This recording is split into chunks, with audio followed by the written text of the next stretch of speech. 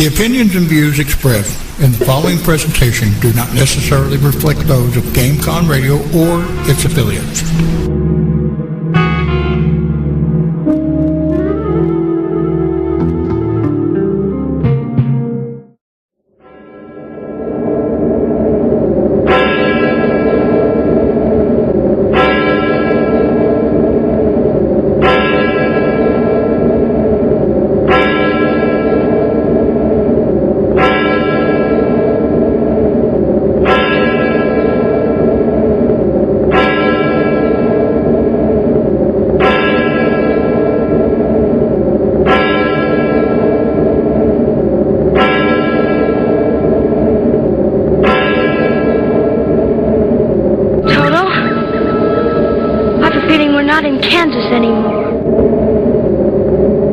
Mobanshe's Lair, Visionary Talk Radio on GameConRadio.com. We rock your world.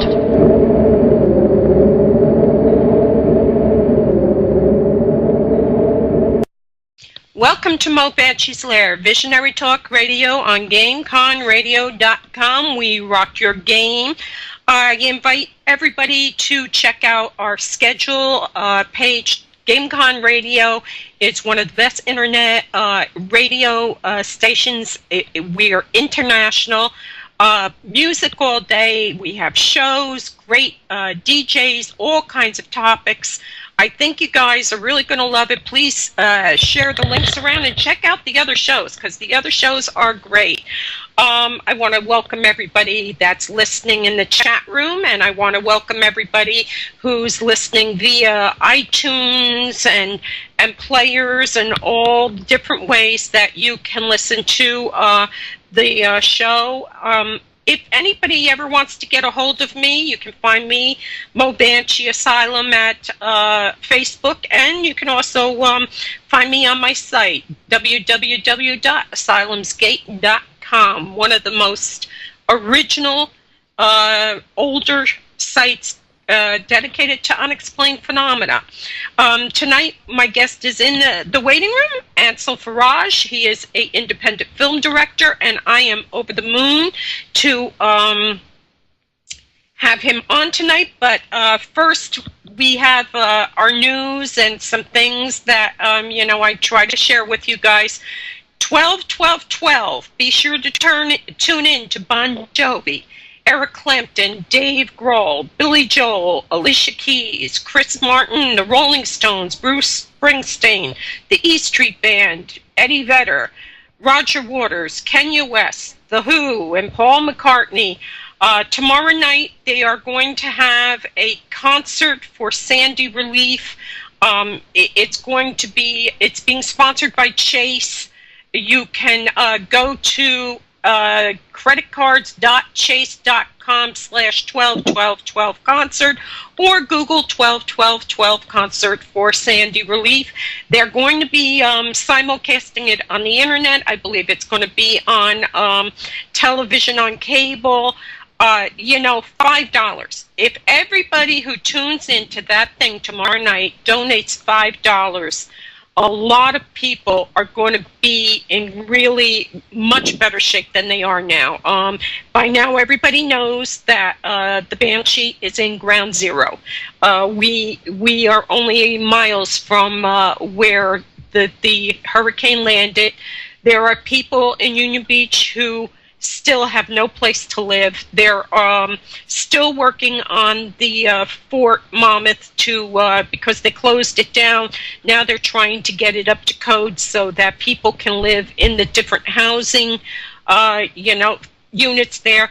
And finally, yesterday, the governor got news that some of the trailers now, when we say trailers, guys, we're talking campers, like 20-foot campers. They're basically campers, which is better than a tent, okay? So the people over here are very grateful for anything that can help.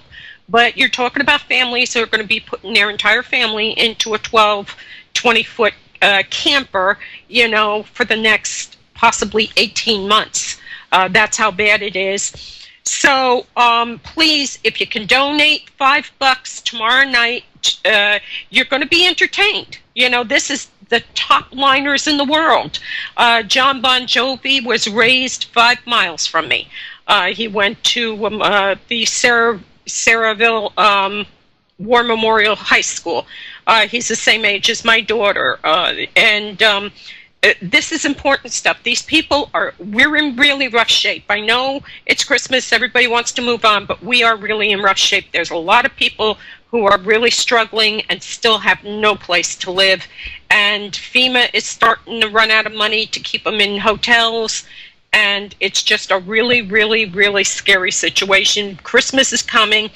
That's my second thing, people. Christmas is coming.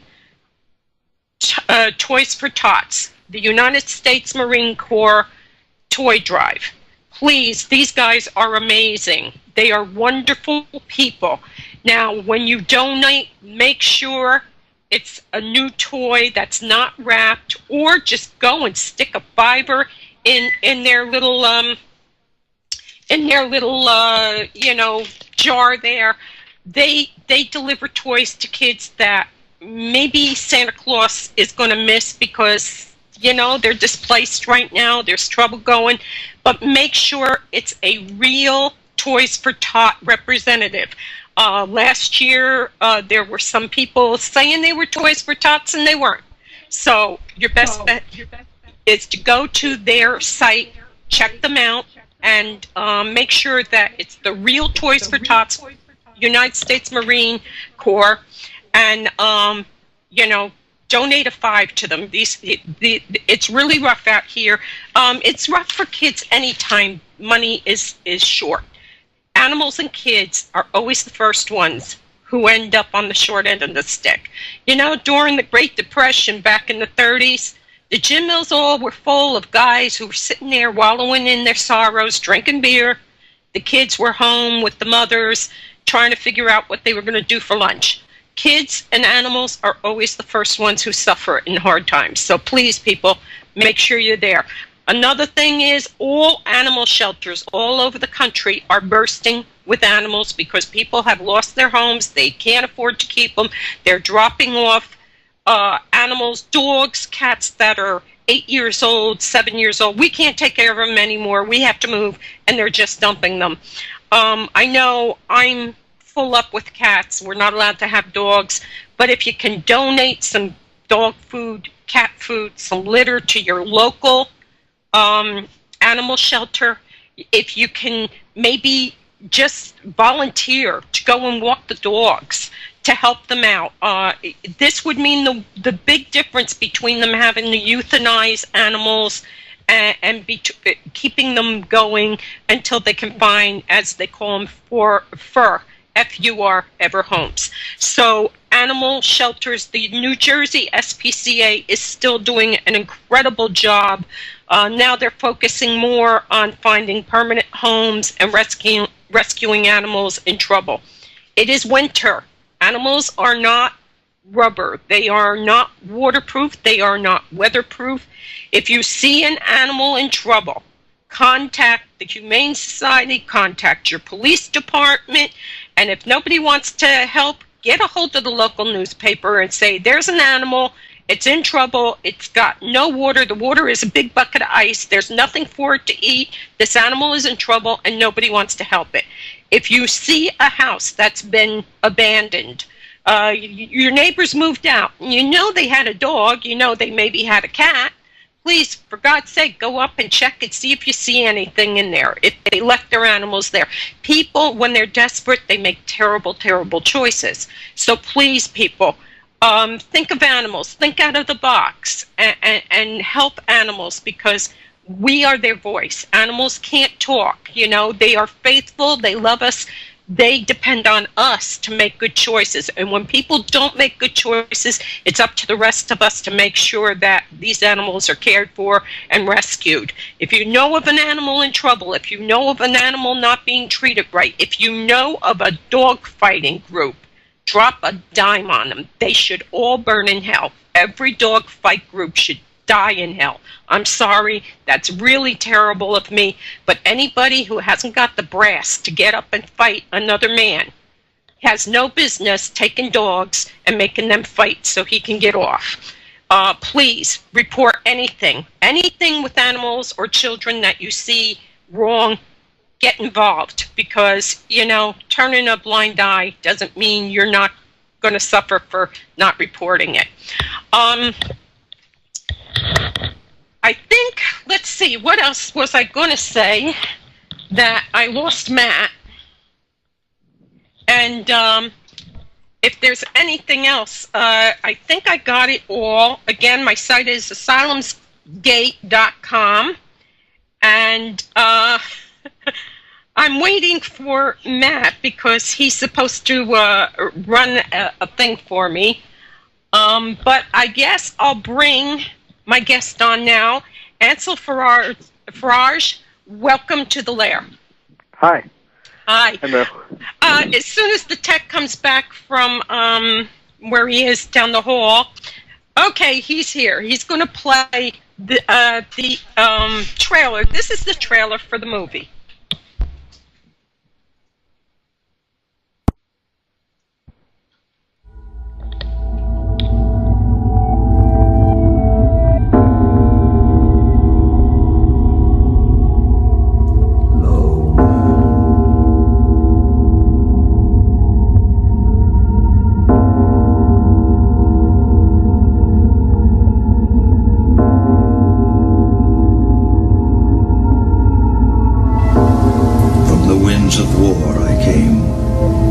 Looking at a once great nation, now fallen into ruin and despair.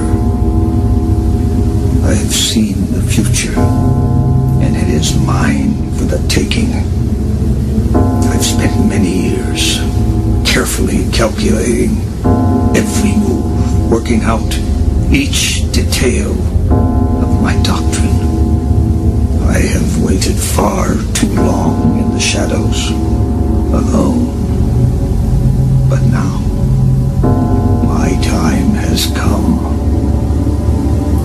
Into this world of paranoia and despair, they'll turn to me as their ultimate leader. And my own world shall begin.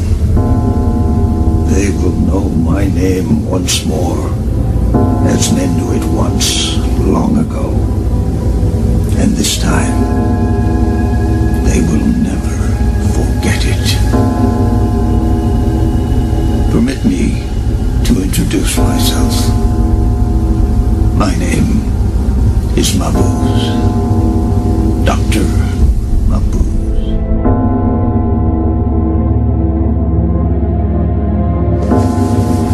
Take care, Inspector. These are strange times.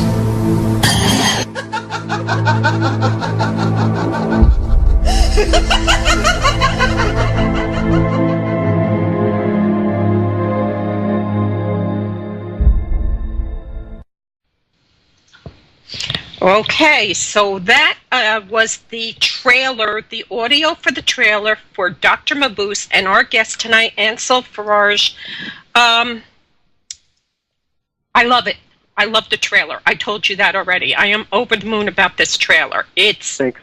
It's a classic mystery, and he is like one of the very first real villains in movies and in novels like Blackheart or Fu Manchu or anything like that. What brought you to that character? Well, I always loved the idea of Dr. Mabuse being the ultimate supervillain, and he's such a strange supervillain in that he's not, after one particular target. Like, let's say, the Joker is constantly after Batman, or Lex Luthor is always after Superman. Dr. Mabuse is after everyone and everything simply because he can. He can destroy lives just for the fun of it, and at least in my version. And but I like the idea that he was a master of hypnosis and a master of disguise, and he'd use all these various tricks and almost magician type of tricks and stuff on people to further his ruling and his empire. And there's been so many incarnations of Dr. Mabuse and stuff that each kind of version is a slightly different take on the character. Like with the original film of Dr. Mabuse the Gambler, it's basically he's sort of a commentator on the whole the German Rafka with the at the end of the war, everybody was destitute and poor and stuff, and people were doing anything they could for money. And at the center of it all, Dr. Mabuse was in control and manipulating people to do what he wanted, and they were doing it just because they needed to survive. And then in Fritz Lang's second film, The Testament of Dr. Mabuse, it's Dr. Mabuse is a Hitler-like figure. But this idea of a man in total control of anything and everything that comes into his sight was very fascinating to me. What's fascinating about this is we see all these self-help books now. We're a culture where people are making millions of dollars selling books saying you can get what you want by convincing people to just give it to you, kind of thing. And basically, that's the kind of guy he was. He could convince you what he wanted to do was a good idea. And in the beginning, like a lot of really intelligent, together guys, they think, well, I can do better than what's going on now. If everybody would follow me, I could bring order. But then eventually they start being blinded by their own... Exactly, yes. They become worse. They become greedy with the power that is given to them. And that's kind of an idea that we explore a little bit in this film, in our Dr. Mabuse, about, what is power and, the desperate feeling of desperation to get power and to hold on to power. And that's really what Dr. Mabuse was. He was power. And I think that's very fascinating with now we have, like, as you said, the self-help books and stuff, and, thinking positive can get you everything and all this stuff. And it is kind of very strange, and in that it's almost like everyone is becoming a sort of Mabuse figure themselves, with out to get everything and conquer everything and become great and famous. But I think that's just something that goes into human nature, with just wanting to be great. And Dr. Mabuse is a great figure, but he's the dark side of greatness and the dark side of power. Well, if you look in real history and kind of add it to it, Fidel Castro, he was a charismatic type of person. He spoke a good game. I'm for the people. I'm for you guys. We're gonna take our country back. And now he's as bad, if not worse, what they had before. Right, so yeah. It's kind of insanity that ends up coming with people who have incredible intelligence but lose sight of the real goal to make things better. Suddenly it's, I'm the only one who can make it better. And it's when I see rows and rows of these self-help books, get what you want through persuasion, get people to give you what you want, I always get real nervous because, number one, it's making some moron millions of dollars who probably was living in his van 5 years ago. But the other thing is you're telling people to go after people who genuinely would probably help you, but you're using them now, Yeah, you're manipulating them. Right, exactly. And that's the whole thing with the old villains.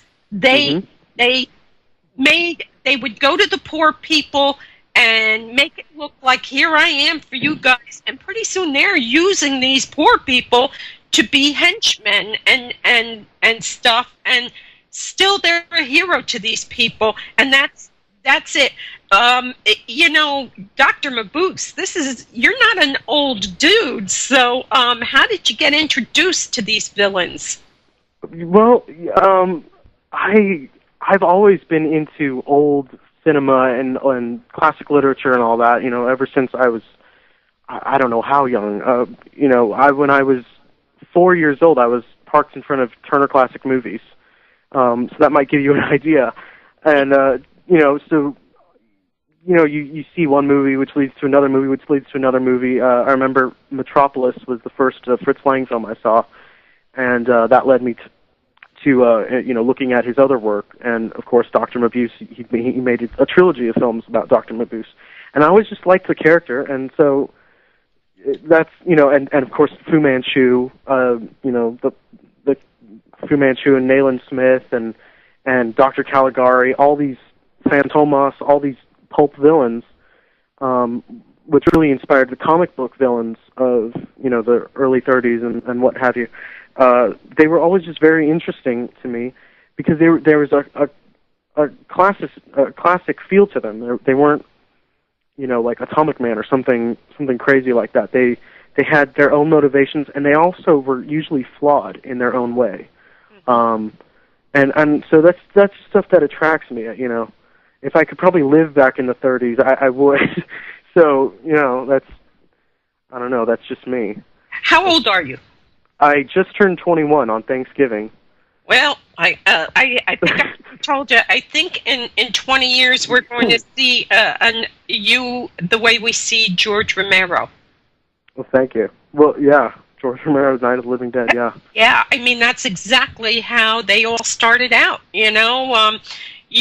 Getting this movie, watching movies, and going, you know what, I could do better than that. But yours is very classy looking, and I do love the type of the black and white, and the way it's the trailer. I love it. It's a great trailer. You're the director. You're the producer. You're the screenwriter. I mean. The only thing you didn't do is the music, right? No. I didn't. My composer might have a couple words to say about that, but yeah, no. I wrote the script. It's an original story. It's that's one thing I'd really love to clarify is that my film is not a remake or an adaptation of anything.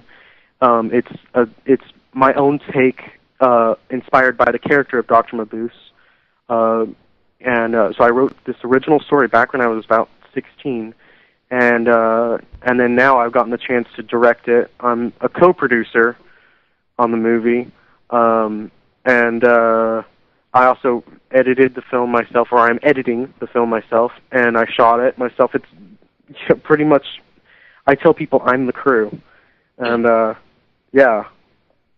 The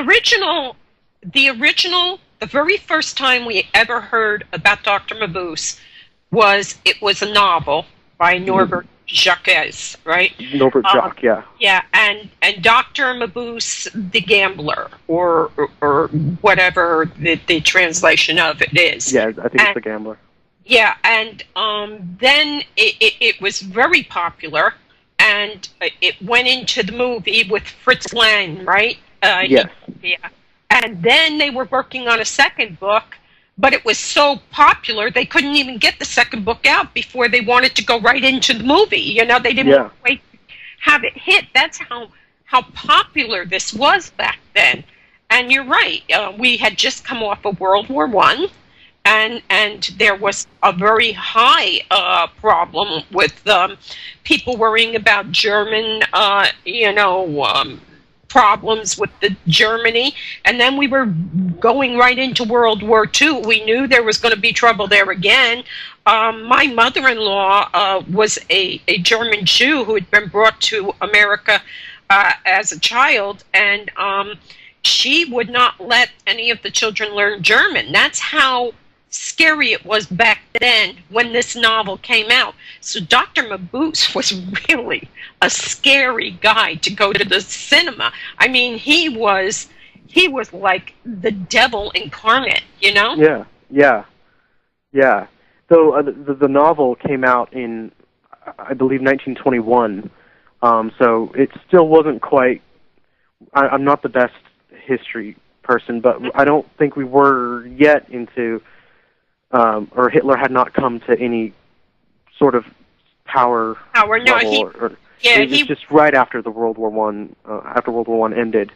But by the second film, which was 1932, Hitler was in power, and it was just before the Nazis took over Germany and stuff, and that's what Dr. Mabuse is. Yeah, he is sort of a Hitler character in that, and getting back to what you said about Dr. Mabuse being like the devil. Yeah, in the first film, you could say he is sort of demonic, and yeah, that's something that I always liked. A character, a human that is almost, like a demon, and almost, Ray Bradbury in Something Wicked This Way Comes. He wrote, the woman asked the child asked the man, how might I run? And so the devil let her run, but she ran mad. And that's kind of the kind of influence we're talking. I'm starving, I can't do anything. Okay, I'm going to help you. But now this guy becomes... But there's a price. There's a price. You've sold your soul to the devil. You absolutely have. And that's the whole thing with Mabuse, with all of these characters. He helped you, but you had a price to pay. He owned you after it. Yeah, he did, yes. And there's a couple characters. I have to tread carefully here, but there's a couple characters in my film that have sold their souls in a way to Dr. Mabuse. I don't want to give anything away. Yeah. This is going to be a tough show because it is. Yes, that's why I keep pausing because I'm thinking and then I'm like, no, I can't say that. Not yet. See it now. I don't want to wait. When is this movie coming out? By the way. Well, I can say this: the big premiere. We're having a big premiere in on April 27th of next year. I can't really go into details. I'm sure that the official statement is going to be put out really soon by Jim Pearson. But yeah. Jim involved in this. Okay. He was not directly involved in the making of the film, but things happened afterward. I can't go into because I don't want to. I don't. There's like a secrecy clause I can't talk about. But you've got your own Mabuse mystery going here. Yeah, I do. But I can say that Dark Shadows fans are going to be really excited when they find out. Catherine Lee Scott has kind of let some info slip. So if you go find a video that was just released earlier today, an interview with her, I'm sure you'll kind of find out some info, but I don't want to be the one to say it just yet. Yeah, if anybody wants to see the trailer, it's Dr. Mabuse 2000. It's on YouTube, yeah. The official trailer, that is what I just played. And you're right, Dark Shadows, people are going to recognize the laugh at the end of that after she's these strange times. Any self-respecting Dark Shadow person is going to know that laugh. Jerry Lacy is on board as Dr. Mabuse. Number one, he is such a great guy. I mean, he carries himself so well. He looks great. And he is so super talented. How did you get him on board? He was... Let me backtrack a little bit. When I wrote my scripts in 2 years ago, 2010, the end of 2010, I was, I don't know, what is that? I just turned 18, I think. I don't know. I had written this, I was writing the script, and I was thinking, God, Jerry Lacy would be really, really scary as Dr. Mabuse. And never, ever thinking I would get Jerry. And then there's these two other characters, these two female characters, and I was writing with Catherine Lee Scott and Laura Parker with them in mind. Once again, never thinking. And then I was going to make the movie, and then things happened, and I didn't make it. And then earlier this year, a window of opportunity arose or opened, or I don't know, however you want to say that. And I got to make the film, and I said, well, why not? What could they possibly say but no? So I sent the script to Jerry first, and I did not hear from him. Or no, I didn't. I sent him an email introducing myself and telling him I was a huge Dark Shadows fan, and Reverend Trask used to scare the hell out of me when I was younger, and I'm doing this film, Dr. Mabuse, and you have to play Dr. Mabuse. You're my number one choice. You can't say no. And I didn't hear from him for about a month. But in the meantime, I got a hold of Kathleen Lee Scott, and she read the script, and she really liked it. And she said, what about my friend Laura Parker for Madame Carosa? And I said, that's exactly who I was thinking. And so then shortly thereafter, Laura came on board, and then Jerry sent me a message about a week before casting, because I had not gotten a Mabuse yet. And he said, hello, Ansel, this is Jerry Lacy. I just received your message regarding Dr. Mabuse, and if you're still making the film, I'd be very interested in taking a look at the script.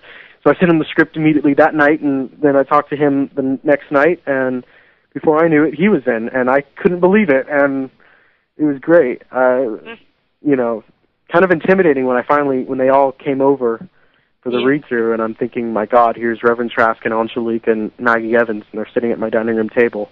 And they are so down to earth. And they are the nicest people on earth. They are. They are. We're going to go to break. We're going to do some commercials, and then our first song is from the score. It was composed by Bill Wendell. Bill Wendell, yes. And it's Madame Carosa's theme. Yeah, I think so, yeah. And Laura Parker is Madame Carosa, and we're going to be right back, and we're going to be talking more about, the movies you made, and being a producer, and being everything, and then, wearing many hats and trying to deal with it. This is GameCon Radio, and we're rocking your world tonight with Ansel Faraj. We'll be right back.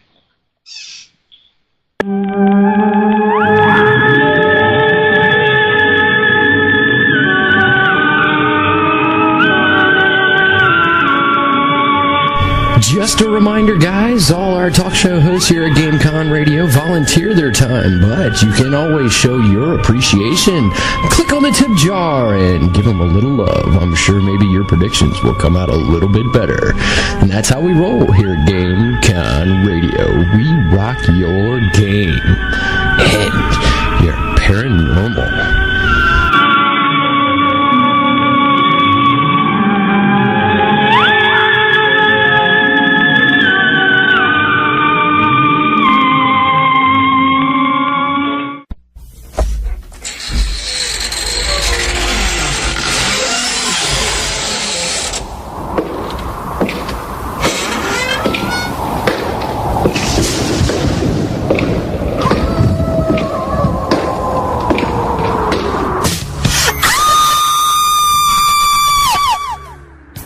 This is Michelle Tomlinson, the Scream Queen, and I listen to GameCon Radio.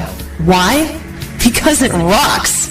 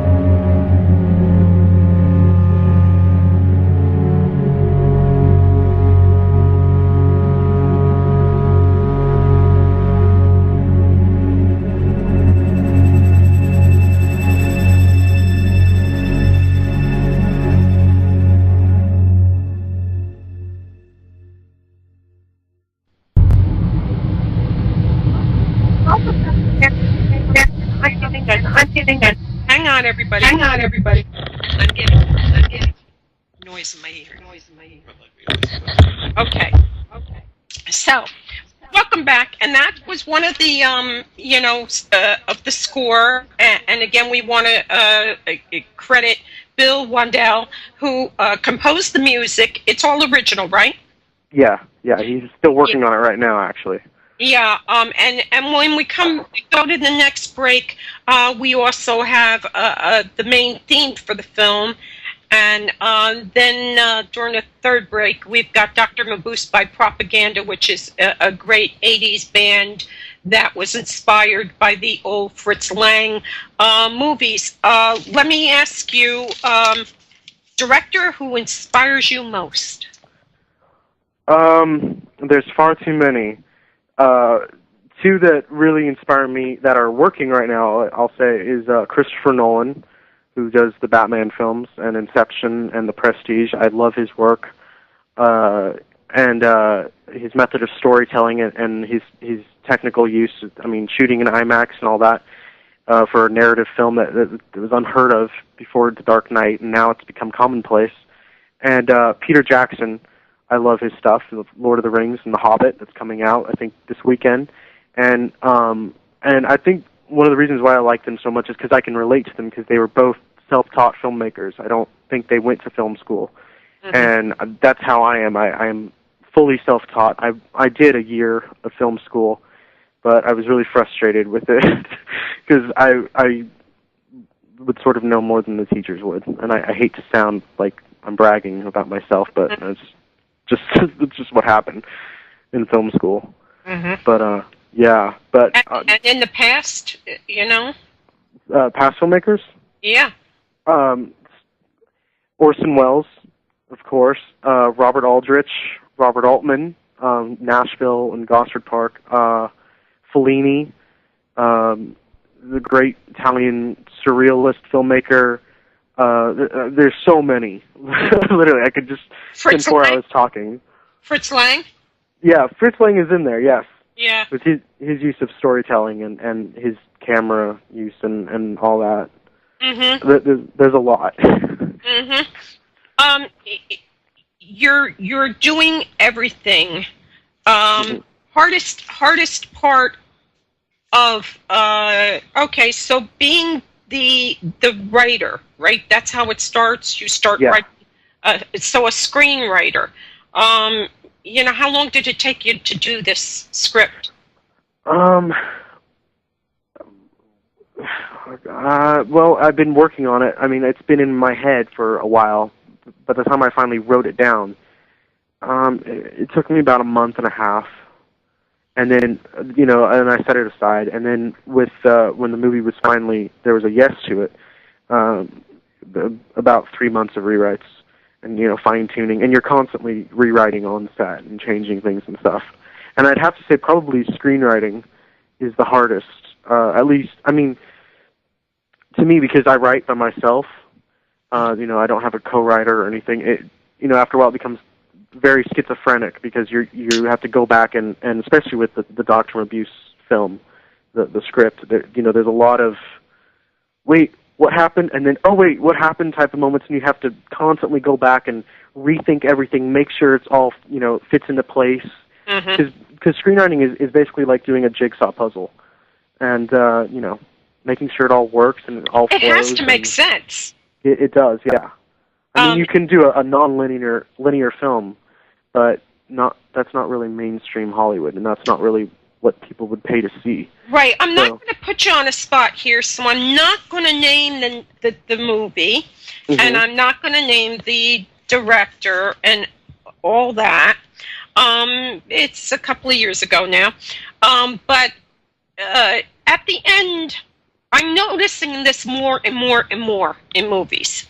It seems like they get so involved in the story that they forget they've got to bring it to a closure, or at least end this part of it for the next, And we watched it, and I was like, okay, this is a new spin. It's pretty good.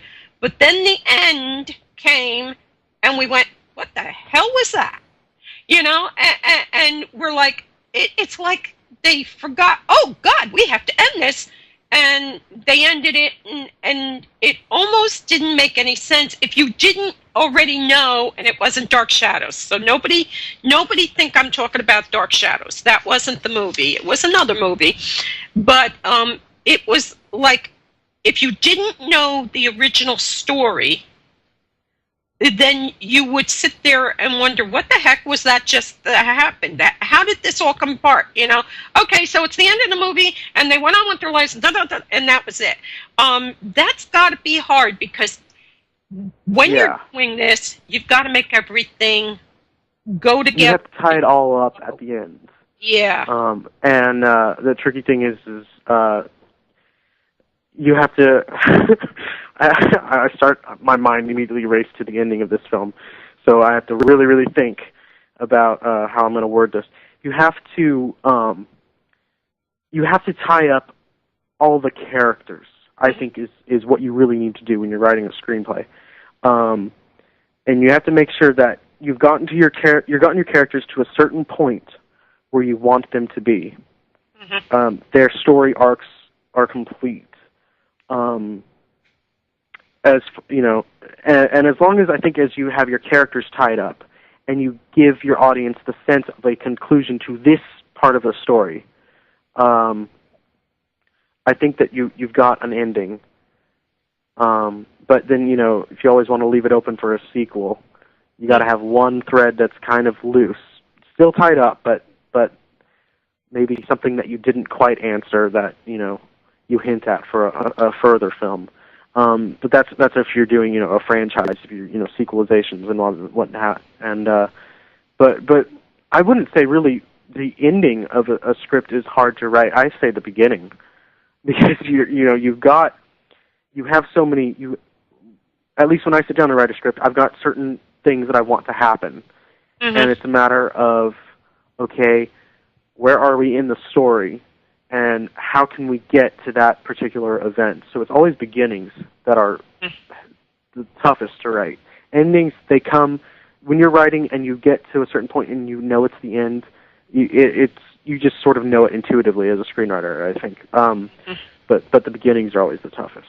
And when you're making a movie, now this was a novel in like 1922, but you're not copying the novel, and you're not. I've never even read the novel. Right. I don't think it's been remaking the original movies. Yeah. So it's a matter of you know, bringing it. Well, I can tell you how I did it. I mean, right? Okay. There are certain parts of the character of Dr. Mabuse that I liked, and certain elements of him, and I thought, well, this is really good. How can I explore this? And so I came up with my own take on the character, and you know, created several. All the characters in the film are sort of homages. Their names are homages to other characters of the era and stuff, because that's just how I am. I always reference other work without copying it. So I had set out with a particular story in my mind, and just applied the characters to that. It's, you know, it did start with the ending. I knew the ending before I wrote the script, and I knew how I needed to get there, and I knew my character. So it was basically just laying a foundation and then going along that foundation. And but no, I mean, I didn't watch any films. I actually have not watched any of the Fritz Lang films for about a year now, because when I knew this movie was going to happen, I wanted to totally disregard the originals and have no connection to them whatsoever, because I wasn't doing anything connected to them. I was doing my own film, and instead I just watched a lot of film noirs out of the past, Kiss Me Deadly, The Maltese Falcon, and stuff like that. But that was, you know, in preparation for the look and the feel and the pace and whatnot. Okay, so, let me ask you something here. While we're in this, you've got other work. I think just about everybody who knows Disney movies knows the mother is going to die or she's dead. You know, that's just the way it is. Oh, we're watching a Disney movie. Oh, mom's dead. or oh well. Man is in the forest. Yeah. Yeah.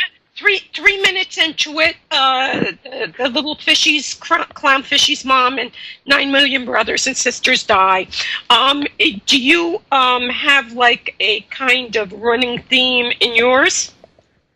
In my body of work? In your body of work. I mean, is there, anything? Yeah, there is a theme. It's basically I like working with duality and the dual nature of man, and the Jekyll and Hyde sort of conflict within everyone, and that seems I've noticed that I've been looking at my older films. Some of them are good, some of them aren't so good, but that seems to be a theme that's in there, to varying degrees.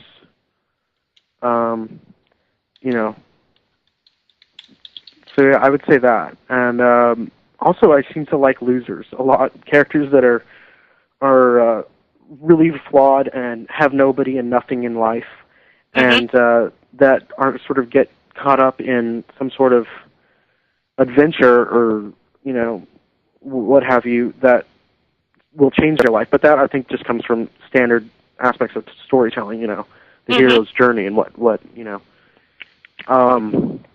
So yeah, there's a lot of themes. I go into in Dr. Mabuse. There's a theme of duality, I'll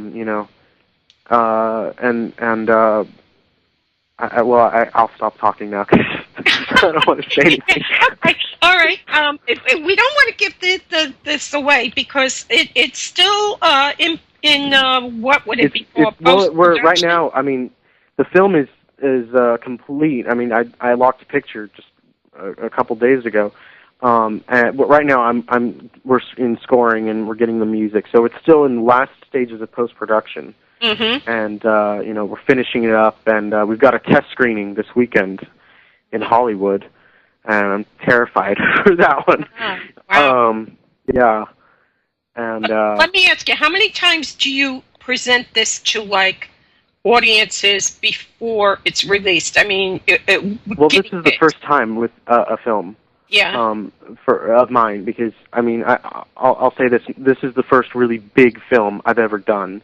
Right. That that's professional on all aspects. The acting, the behind the scenes work and whatnot. Because all of my films up until fairly recently, I was still learning my craft and still perfecting my craft. And as we said earlier, I'm only just now 21. So a lot of my earlier work was done with friends and not really with any money, and a small little non-professional camera, and no professional actors or anything. So this being the first really big movie of my career, this is the first time I'm presenting it to an audience before it's released. Normally, I force my family to sit in our living room and make them watch it. Yeah. Is it good enough? And then before I submit it to film festivals or whatever. But, when I'm watching the trailer for it, you can tell I'm not in show business at all, that I have no clue what I'm talking about, but it reminded me of a movie that I really liked, but evidently I guess I'm alone, I don't know, The League of Extraordinary Men. And Extraordinary Gentlemen? Extraordinary Gentlemen, right. Stephen Norrington. Yes, I know the film very well. I love that film. Well, I love the comics. I'm a big fan of the comics. Ironically, Dr. Mabuse does appear in one of the issues of the comic, fleetingly. The movie, on the other hand, is good if you separate it from the comics. Right, yeah. But I know what you're talking about, the steampunk sort of neo-Victorian atmosphere, the Gothic feel. That is definitely present in Dr. Mabuse. I set out saying this is going to be a steampunk film noir, because I love that, aesthetic. I love that look to movies. So, and you're the first one actually to have picked that one up, the League of Extraordinary Gentlemen. So, Yeah, that's a big problem when you're making anything. Even the Walking Dead is from a comic books type thing franchise, and so you've got people who are saying, "Wait a minute, you're not doing story. Get over it, enjoy it for what it is. That kind of thing." And I actually quipped and said, well, half the problem is nobody knows who Tom Sawyer is anymore. Nobody knows who... Yeah, nobody knows Captain Nemo or Dorian Gray. Yeah, none of them, and that's because our children are illiterate, they're illiterate, basically, and most of them haven't watched the great old horror movies, Picture of Dorian Gray, so they don't even... Or even read the novels that all these characters come from. Any of them. So, I think that was really, it got knocked down. I would have loved to seen a sequel because obviously these guys are going up against masterminds like Mabuse and Fu Manchu and all these. Yeah. It's. I will agree with you there, Mel. I kind of would have liked to seen a sequel too. As a filmmaker and stuff, and knowing when you're working with already established material and stuff, there's to some extent you're going to have to change what you're working on in order to fit a film. And if they had done The League of Extraordinary Gentlemen as it is in the comics, they would not have gotten a PG-13, teen summer movie. They'd have gotten a very dark, adult, R-rated film. So, but I kind of would have liked to have seen a sequel just to see what they would have done. Yeah. I loved it. I thought it was great. I'm not into the comic books, but I was aware of them. But, I really liked the movie. I thought that was something that could go further.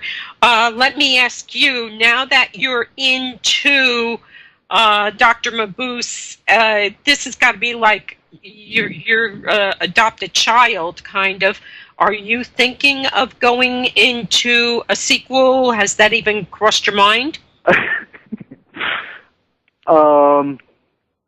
Maybe? Okay, I will answer this. I cannot talk about it, but if you go on IMDb and you pull me up, Ansel Faraj, you will see a title in development called Dr. Mabuse Part 2, and that is all I will say. Okay, that's fair. Okay, so being a screenwriter is hard enough, but now you've got to get interest in this. I suppose you were the lead salesman in it too? Yeah, usually I am. Did people block your phone number or anything? No comment. I plead the fifth on that one. You're harder than the Ministry of Defense for England. I've interviewed the Ministry of Defense for England, for God's sake, and got better answers. Yeah, I've learned to be very protective with my secrets. We had an agreement, if you can't talk about it, you just say, I can't talk about it. Yeah.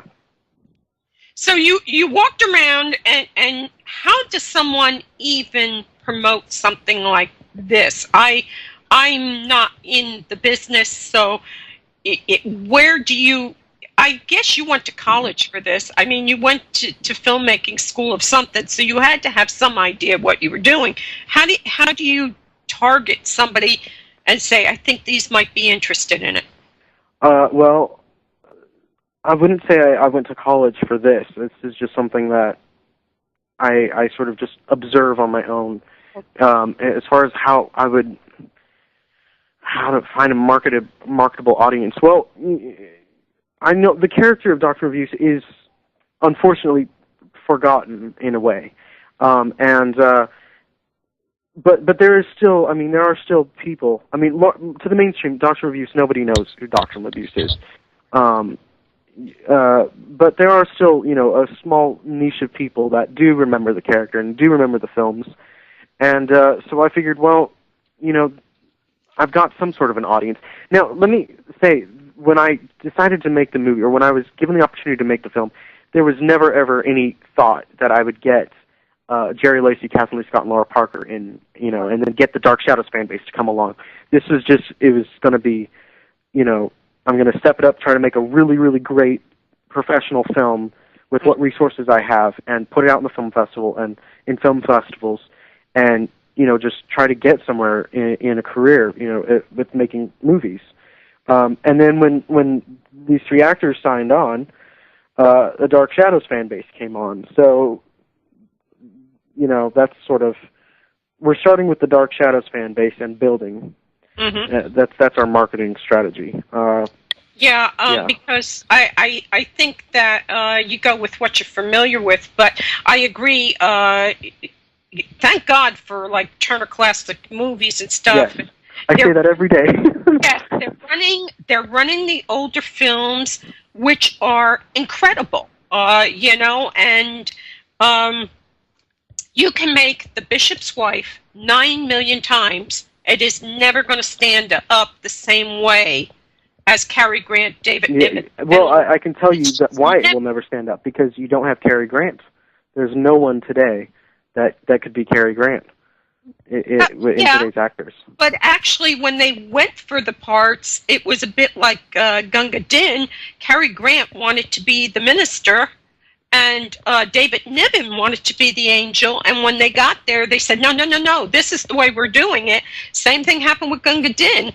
They each wanted to be different characters, and they were switched out because that's what a director does. I know this is better for you and better for me, so we're going to do that. Where an actor goes in and thinks, oh my God, I'm going to be, Scarlett O'Hara, and they go, no, wait a minute, you're going to be Ashley's Melanie, wife. Or something, and that's the hard part of being a director too, I suppose. We're going to go to break. The next song is the theme.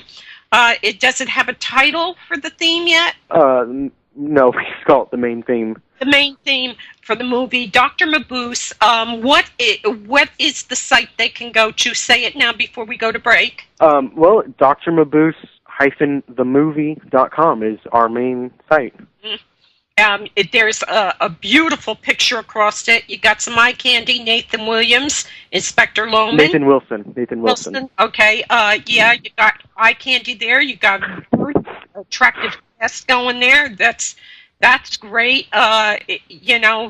Getting them to do the parts and sorting that out. We're going to come back and talk about a little bit too. Again, I invite everybody to check out our schedule page for GameConRadio.com. We have great shows every night. There's usually something going on. I'm bringing it up now. You've got On the Prowl with DJ Barefoot on Tuesdays early in the day. You've got The Lair, which is on Tuesday evenings. You've got Dead End Road on Mondays with Deadeye. You've got On the Prowl Monday nights with Barefoot. Nothing But the Blues with Captain Steve on Wednesdays, and Jurassic Park with Doc Stan on Thursdays. It's Schizophrenic with Blondie on Fridays, and My Generation with Captain Steve. You've got all kinds of shows on GameCon Radio, and if you have a little niche that you like to do radio, contact Deadeye, and maybe you can come up with a show too. We're going to be right back. This is GameCon Radio, and we're rocking your world. You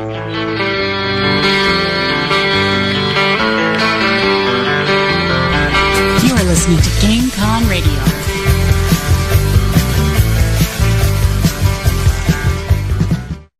You've got questions. Who are we? Where do we come from? Are we alone in the universe? Is there life after death? Where can I take a class and really learn about demonology? Now, get the answers. For a decade, the American Institute of Metaphysics has offered the ultimate in courses designed to serve as the foundation in your search for life's questions. The courses cover a variety of subject areas and consist of wide-ranging alternative sciences, theories, and philosophies. Each course comes complete with textbooks, work materials, and instructions. The courses allow you the freedom to pursue your own areas of interest according to your schedule. Whether it's UFOs, life after death, demonology, cryptozoology, and more, you've got questions. We've got answers. Visit www.instituteofmetaphysics.com or call 877-623-3241 and start your search now.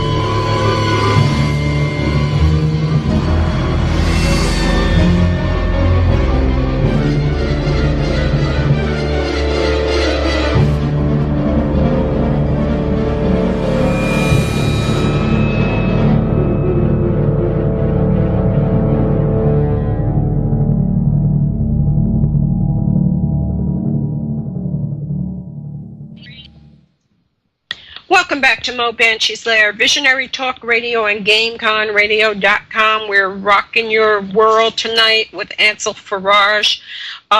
He is an independent film director. We just got done talking about screenwriting, and we're into the directing and kind of directing and producing. Ansel, you said they're kind of go hand in hand. Yeah. I mean, director's job is to make the movie, and the producer's job is to make sure that the making of the movie is running smoothly. So, yeah, with me at least, it goes hand in hand because it's such a small crew and a small group of people. Yeah, I also want to tip our hat once again to composer Bill Wandell, who's composed the music and is still working on the music for the film. The first one we played was Madame Carosa's theme. The other is the main theme for the film. It's really period type music, and we listened to Joplin play music and write music. Well, it was his period. You go try to recapture that. It doesn't always come through. Okay, so producing the movie and casting, let me ask you, trying to get the cast, did you get some that said, oh, I want to do this, and you went, wait a minute, maybe how did that work when you finally sit them down and say, okay, here's your part? Well, casting this movie was, if you were listening at the earlier part of the interview, you know how secretive I am. So casting the movie, we cast it under a fake name, used fake character names.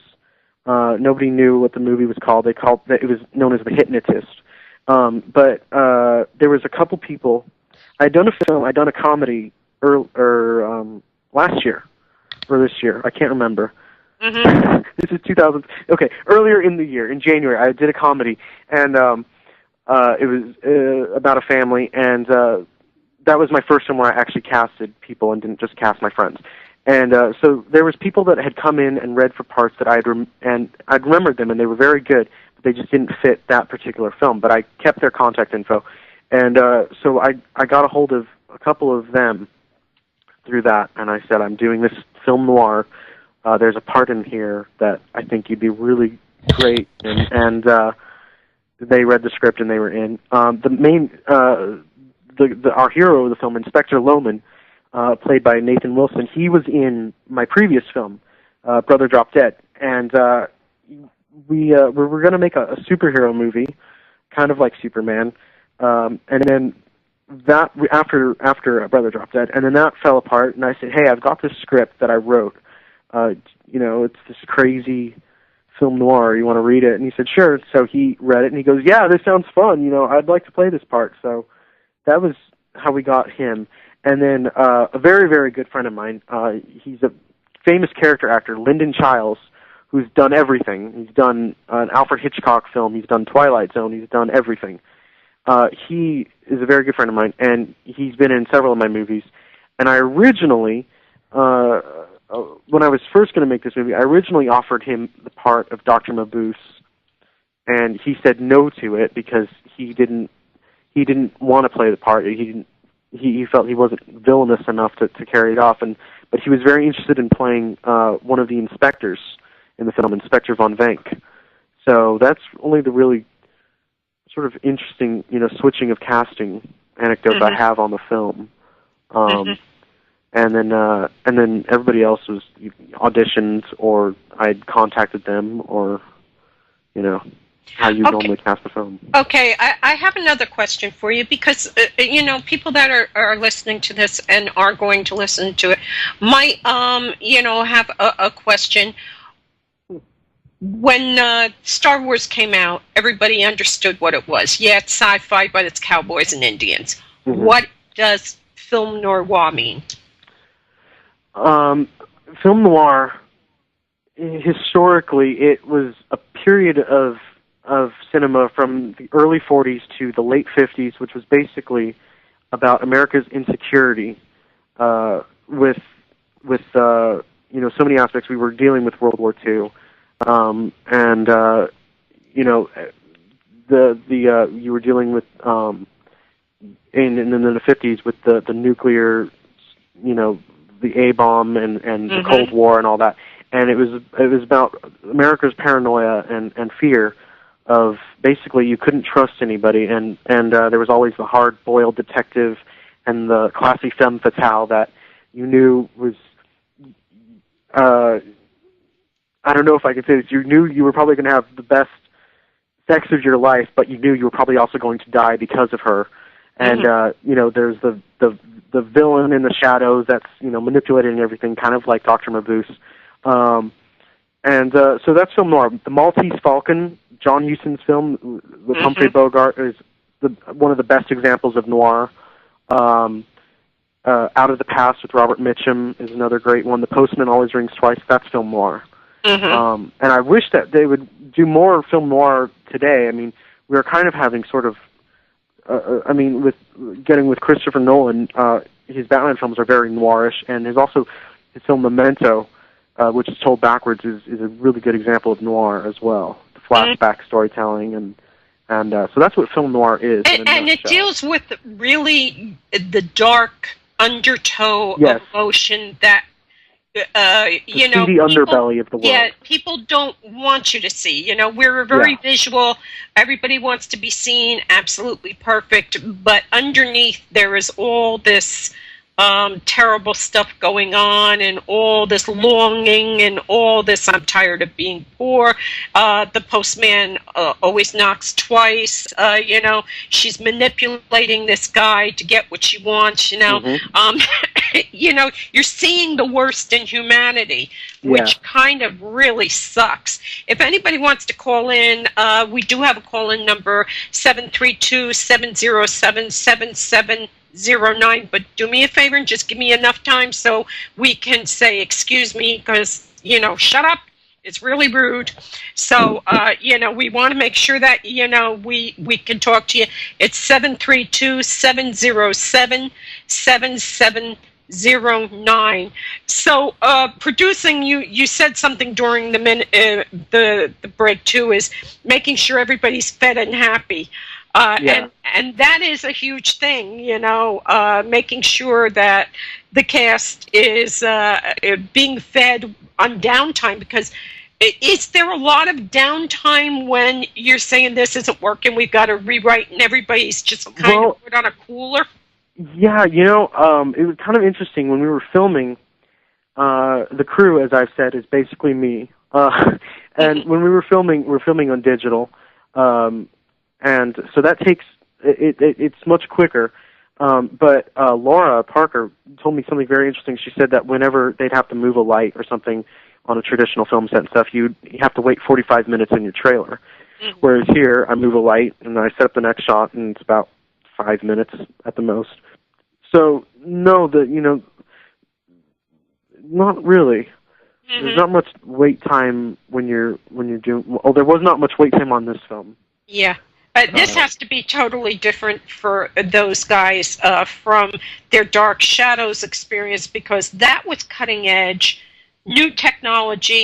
They were bringing things to daytime television that had never been done. Yeah. We have a caller. Okay, let's take the caller. Hello, caller? Hello?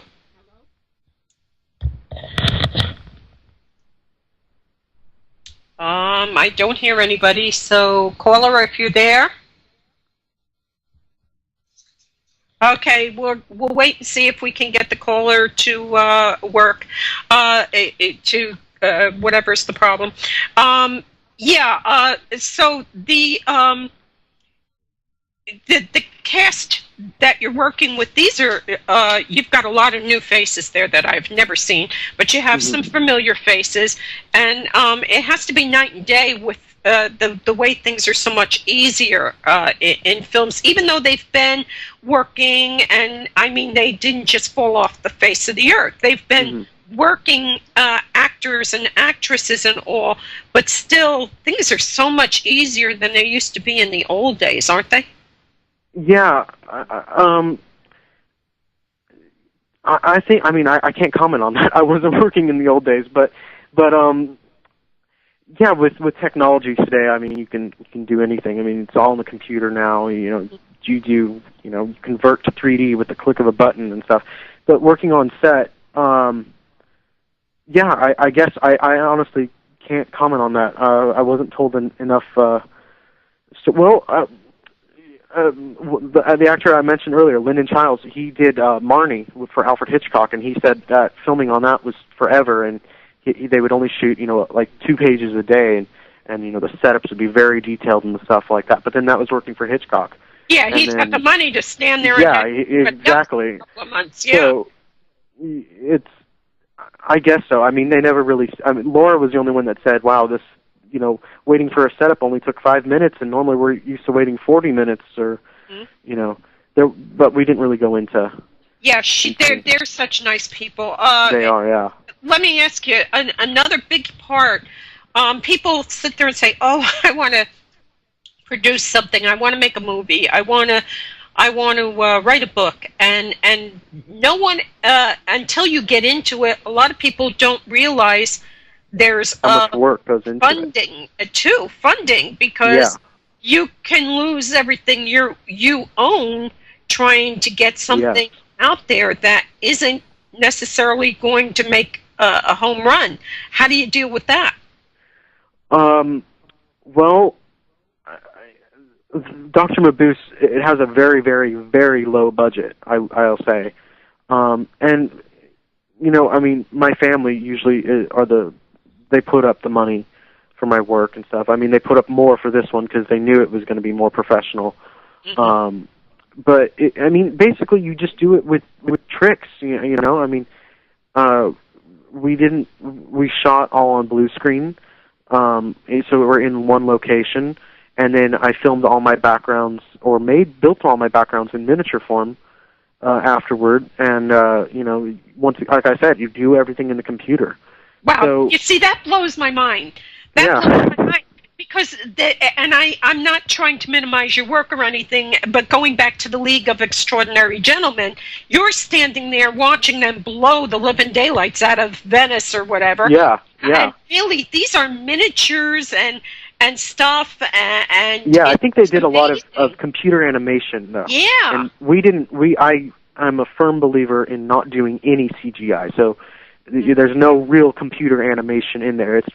It's all, hands-on work. It's tangible and stuff. It might have been put in later, but it's there. I mean, I've got the sets in my room as we speak. It's all there. But yeah, you do everything. Well, Jerry Lacy, he did mention, he goes, "How are you going to do this?" And I said, "Well, you just, you'll be standing here, and then this will happen, and then that will happen."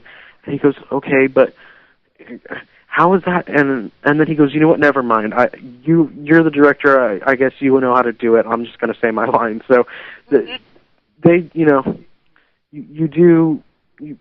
getting back to funding and stuff, you do it all to the best that you can. And I usually write very character-centric films. I don't go out of my way to do the Avengers or something like that, where there's going to be a lot of special effects or so I sort of limit my use of special effects. While it's in my head, who is this? It's like a studio name or something, right? That you're using for the production company? Yeah, production. Hollinsworth Productions? Yeah, that's yours? That's mine. That's my company. Okay, that's because I didn't recognize it with your name, so that's it. Tell them again. Hollinsworth Productions is my production company. Okay. Yeah. And I'm just going to rattle through the cast. Dr. Mabuse, Jerry Lacy, who everybody's going to remember from Play It Again, Sam, with Woody Allen. He is one of the best Bogart impersonators in the world, but he doesn't impersonate Bogart. He's a really he's a brilliant actor. He's a brilliant actor, but Dr. Mabuse is something that you, in your trailer, you say, don't let him get into your head. And he does it perfectly. Madame von Harbaugh is Catherine Lee Scott. Madame Carrazza is you better go through them. Lara Parker. Inspector Carl Lohemann is Nathan Wilson. Lohemann. Should I just say the cast? Just go right in. Okay, so Inspector Carl Lohemann is played by Nathan Wilson. Christina Novello is played by Bahia Garrigan.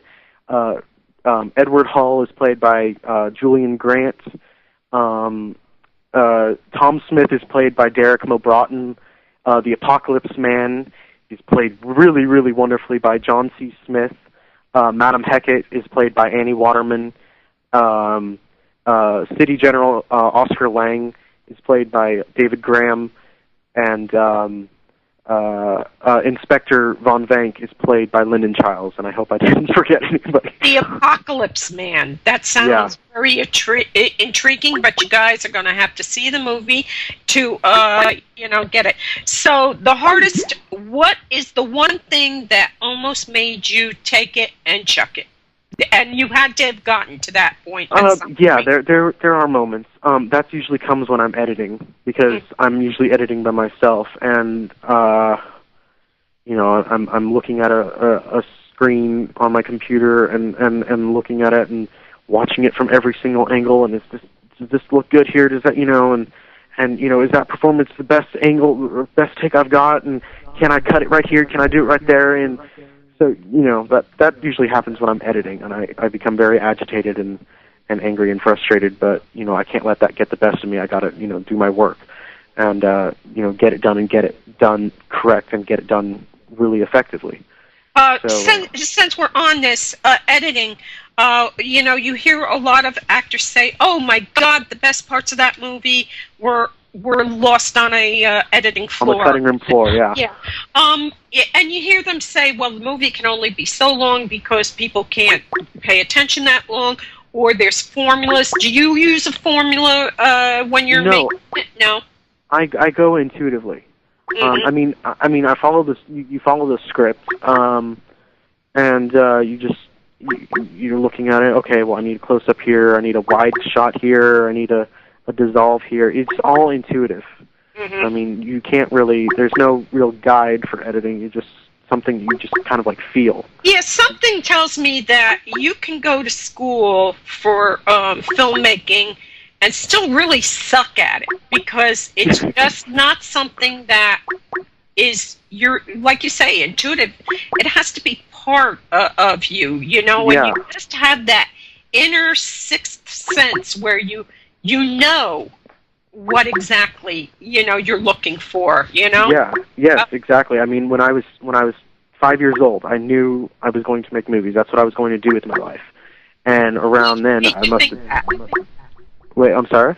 What movie made you think that? There had to be a movie that you saw.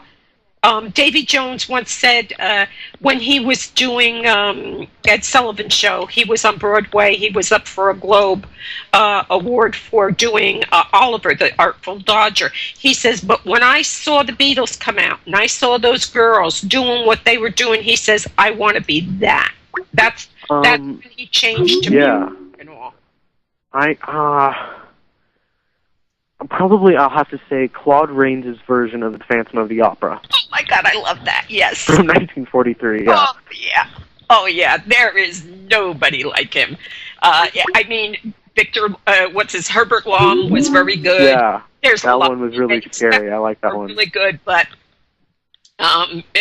Claude Rains was... And Claude Rains' version, I mean, it's mostly singing. There's not much horror to it, and that was because of the war. But Claude Rains is just very creepy in that movie. And Claude Rains always used to scare me as the Invisible Man, his voice and his laugh and stuff. And I told Jerry before filming, I said, can you try to get your voice to imitate Claude Rains' voice pattern? Because Claude Rains has a great voice, and so he kind of based his Mabuse voice on Claude Rains a little bit. Yeah, Claude Rains' Invisible Man, there's the horror is that you don't know if he's standing next to you. Exactly. In the other room. Yeah. In the meantime, he's running down with just a pair of trousers on. That's all you see running through, and he's singing Nuts in May. We're gathering nuts in May. Yeah. Giggling, and everything is a great fun for him. He thinks, ha, ha, ha, But the horror is that you could be sitting right next to you. Yeah, you're vulnerable. Doing something, yeah. And that's one of the things with Dr. Mabuse. Yes, there is. There is that element, because you don't know, is he messing with your mind?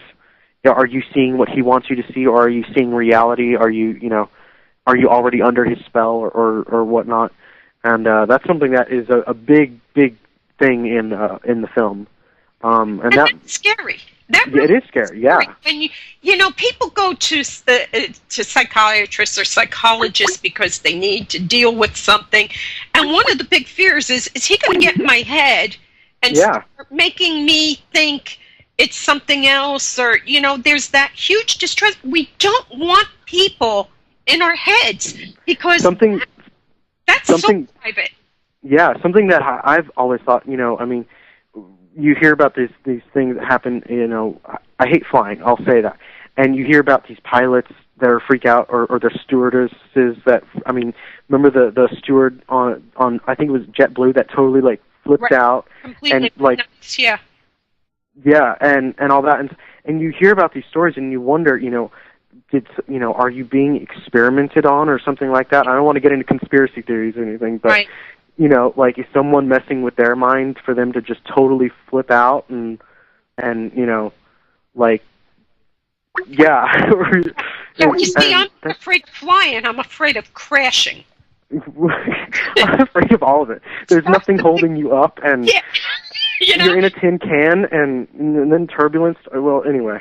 Yeah, that's another story. We just came back from Ireland, and we're flying, and this thing is shaking like a Coney Island, and rock.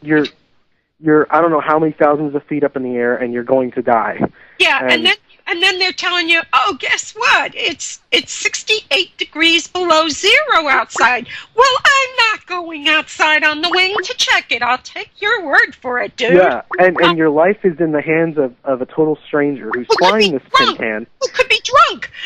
Yes, or he could be under Dr. Mabuse's influence, and so that paranoia is that's something that's in my movies. There's a lot of paranoia in my movies. Maybe I'm a very paranoid person and I don't know it yet. But that's something I think about. What if somebody decides to just experiment on you? And that's who Dr. Mabuse is in some aspects. He just will do something just to see what you'll do, just because he can. And yeah. Yeah, there's a movie that didn't make it very big, but it's Patrick Stewart, and he's an ex CIA type guy or spy or something, but he has Alzheimer's. And it's really funny because he is a very physical actor. When he's got the part, he runs with it. And of course, he's trying to dress himself, and it's cold out, so he comes out in stuff that you would wear in Bermuda, and then he runs back and it changes and all. But the thing is that everybody's treating him for Alzheimer's and all. And at the end of the movie, you find out that that is not the case at all. That's not what's going on. And it's this manipulation that he had no idea was being done. And that is scary. That somebody has so much charismatic influence on you that they can actually get you to do things by convincing you it was your idea to begin with. Didn't you want to crash that plane? Wasn't that your idea? It was your idea, and I didn't make you. And there are people that are afraid that mind control is a big thing. I always think of the Manchurian Candidate. Yes. With getting people to do what they want them to do, and that's Dr. Mabuse. That's another form of Dr. Mabuse. I don't think that Dr. Mabuse is just one person. It's Dr. Mabuse almost is a name for anything that's when things are being controlled by some sort of Orwellian group or force or something. That's I always think about Dr. Mabuse. He's controlling something. He's doing the Billinger Group. Right, the Billinger Group. They were all a bunch of millionaires trying to figure out how they're going to stop world population and everything else. And you're right, we're not getting into conspiracy. Yeah. But it is scary, and that's why I love this kind of thing. In the old, Mr. Moto movies and Fu Manchu and all, these guys, they got into people's heads, and that was the scariest part, especially back when these movies were made, because you had a little German freak over in Germany doing the exact thing. He was smiling at them, patting their baby's head, and then saying, in 2 years we're going to gas them all. Yeah, and also I think what made it even scarier is that at that time in the 30s, America, I will say, was a bit more innocent and naive, and we didn't think about these things. We didn't think there could be somebody out there controlling us. Not until the 60s did we become very, very paranoid, and that's why I brought up the Manchurian Candidate. John Frankenheimer's works, Second Manchurian Candidate, 7 Days in May, that's been a big influence on me as a filmmaker. The idea of paranoia and, who can you trust? And I think it's because it scares me as a person, and I write what scares me, Dark theme. So, yeah. So, but with... Exactly, yeah. We were much more naive and innocent at that time. So the idea of somebody coming along and and taking over our our conscious and our subconscious and telling us what to do and what to say, that's very scary. Well, all you need is somebody who sounds like they know what they're talking about, and an idiot who's never read a book in their life, and you've got a disaster on your hand. And that, unfortunately, is today. We're going to go to break, and the last song after the commercials is by a older group from, I think, the 80s called Propaganda. They're from Germany, which it's in theme tonight because the original movies for Dr. Mabuse were German made, and you can see some of them on YouTube. And their song is Dr. Mabuse, which I'm assuming was influenced by the original original Fritz Lang movies.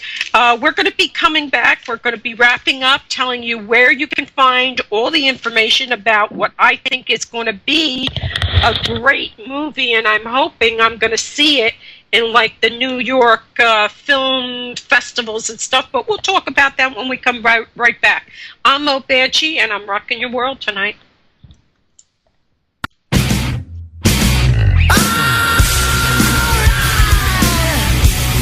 You are listening to GameCon Radio.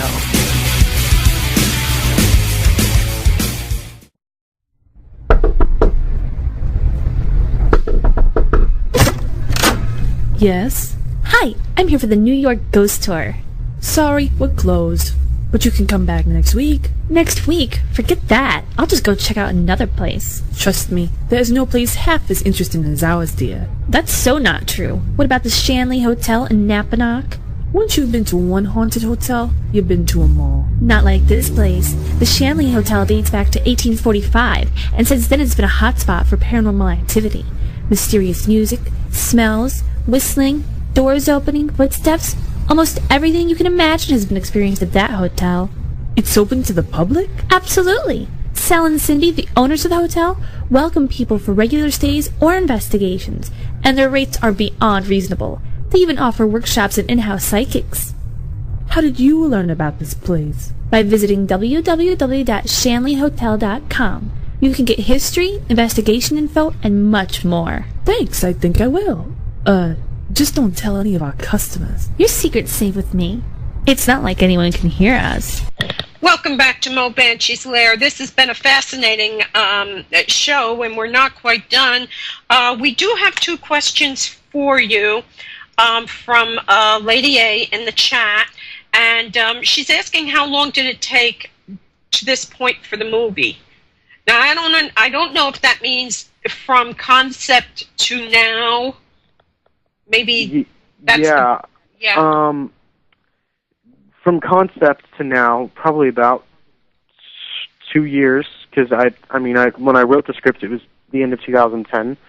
But when production officially began, when casting and all that began, it was March of this year, and we will not be complete until January of next year, or in next month. So I'm not good at math. That's how many months. I'm going to tell you, I can't believe next month is coming, you know? Yeah, tell me about it. And I've got a lot of deadlines with the movie because of that. Yeah. And the other question Lady A is asking, is it an indie film? Well, yes. It is very much an independent film. No studio was involved. Means? What? I'm sorry? Is that what that means, indie? Yeah, indie, independent. Yeah. I thought that maybe they filmed it in India or something like that. I don't know. I had no clue what that indie film was. No, it means independent film, yeah. Indiana Jones film, right? Yeah. Oh, cool. Indie means independent. How about that? Independent directors. How about that? I learned something. I'll tell you what, Michael Patrick Boatman didn't tell me that. But I didn't ask him. Okay. We were talking about going back towards the movie and the flavor of the movie. And during the break, since the movie is coming out in May, Ansel and his leading inspector, the actor playing that, will be back in May to talk to us about the movie Dr. Mabuse on May 7th. We've already got it booked in, so that's really cool. And you're going to get to talk and ask questions if you want to the original actors. This movie, I was talking about festivals. Now, I know New York has their new festival, Robert De Niro or whoever. The Tribeca Film Festival. Yeah, he started that to try to bring people into Tribeca, and that's a huge thing. And I know there's the Sundance. Are there other ones out there that I'm There's millions of festivals. I mean, there's some that you wouldn't even believe existed. And we're going to try to get into as many film festivals as we can. Probably we'll have better luck with more of the cult film festivals. I know Famous Monsters of Filmland has a film festival. And we're going to try those. And but the DVD, there will be a DVD release in October of next year. So if you miss it in the festivals, you will more than likely be able to get it on DVD. I can't really go into details too much about that, but yeah, you will be able to see the film. Okay, and so basically, what is the plan right now to put it all over the internet? I mean, commercial stuff. To get commercials is like an unbelievable amount of money, right? Yeah, right now, I mean, actually, on Thursday, we're going to release some character posters from the film, so, you'll get to see some really nice poster art for the film then. And then in the end of February, I believe, we're going to have a new trailer out, a longer one. And then I can say, keep checking the Dark Shadows website. Stuart Manning runs a really great website, the Dark Shadows Journal, and you're going to be getting a lot of updates then, regarding the film and, screenings of the film and what have you. You can also go on the film's official website. It's Dr. Mabuse hyphen, it's spelled out DOCTOR, Mabuse, MABUSE hyphen themovie.com is the film's official site. And we're also on Facebook. Just type up Dr. Mabuse 2013 and you'll see a picture of Jerry Lacy. And you should be able to find us there for instant updates on the movie and whatnot. I mean, right now we're still finishing up post-production before, the eventual release, premiere and all that, which is coming up next year, early next year. And I got to tell you, I'm excited because, I mean, in the original book, Dr. Mabuse, I mean, he wasn't a nice guy. He was, and we were talking a little bit about Claude Rains, and he was funny, and you kind of went, yeah, well, that was cool, but they're not nice guys. They're crazy. No, they're not. They're sociopaths, man. Dr. Mabuse is not definitely, you don't want to have him over for dinner. Right, he's kind of, it makes even Hannibal Lecter look a little bit tame because this guy, he's a manipulator and he can get into your head, and it's not like a magic or Star Wars type of deal but it's the reality that there are people who are very good at manipulating other people, and that's what makes this movie scary. For me, it does. And it's not really a horror film. It isn't. I would hate for people to be misled by that. Yeah, but it's not. It's a mystery, right? Yeah, it's an I described it always as an apocalyptic film noir. Basically an apocalyptic thriller. I'm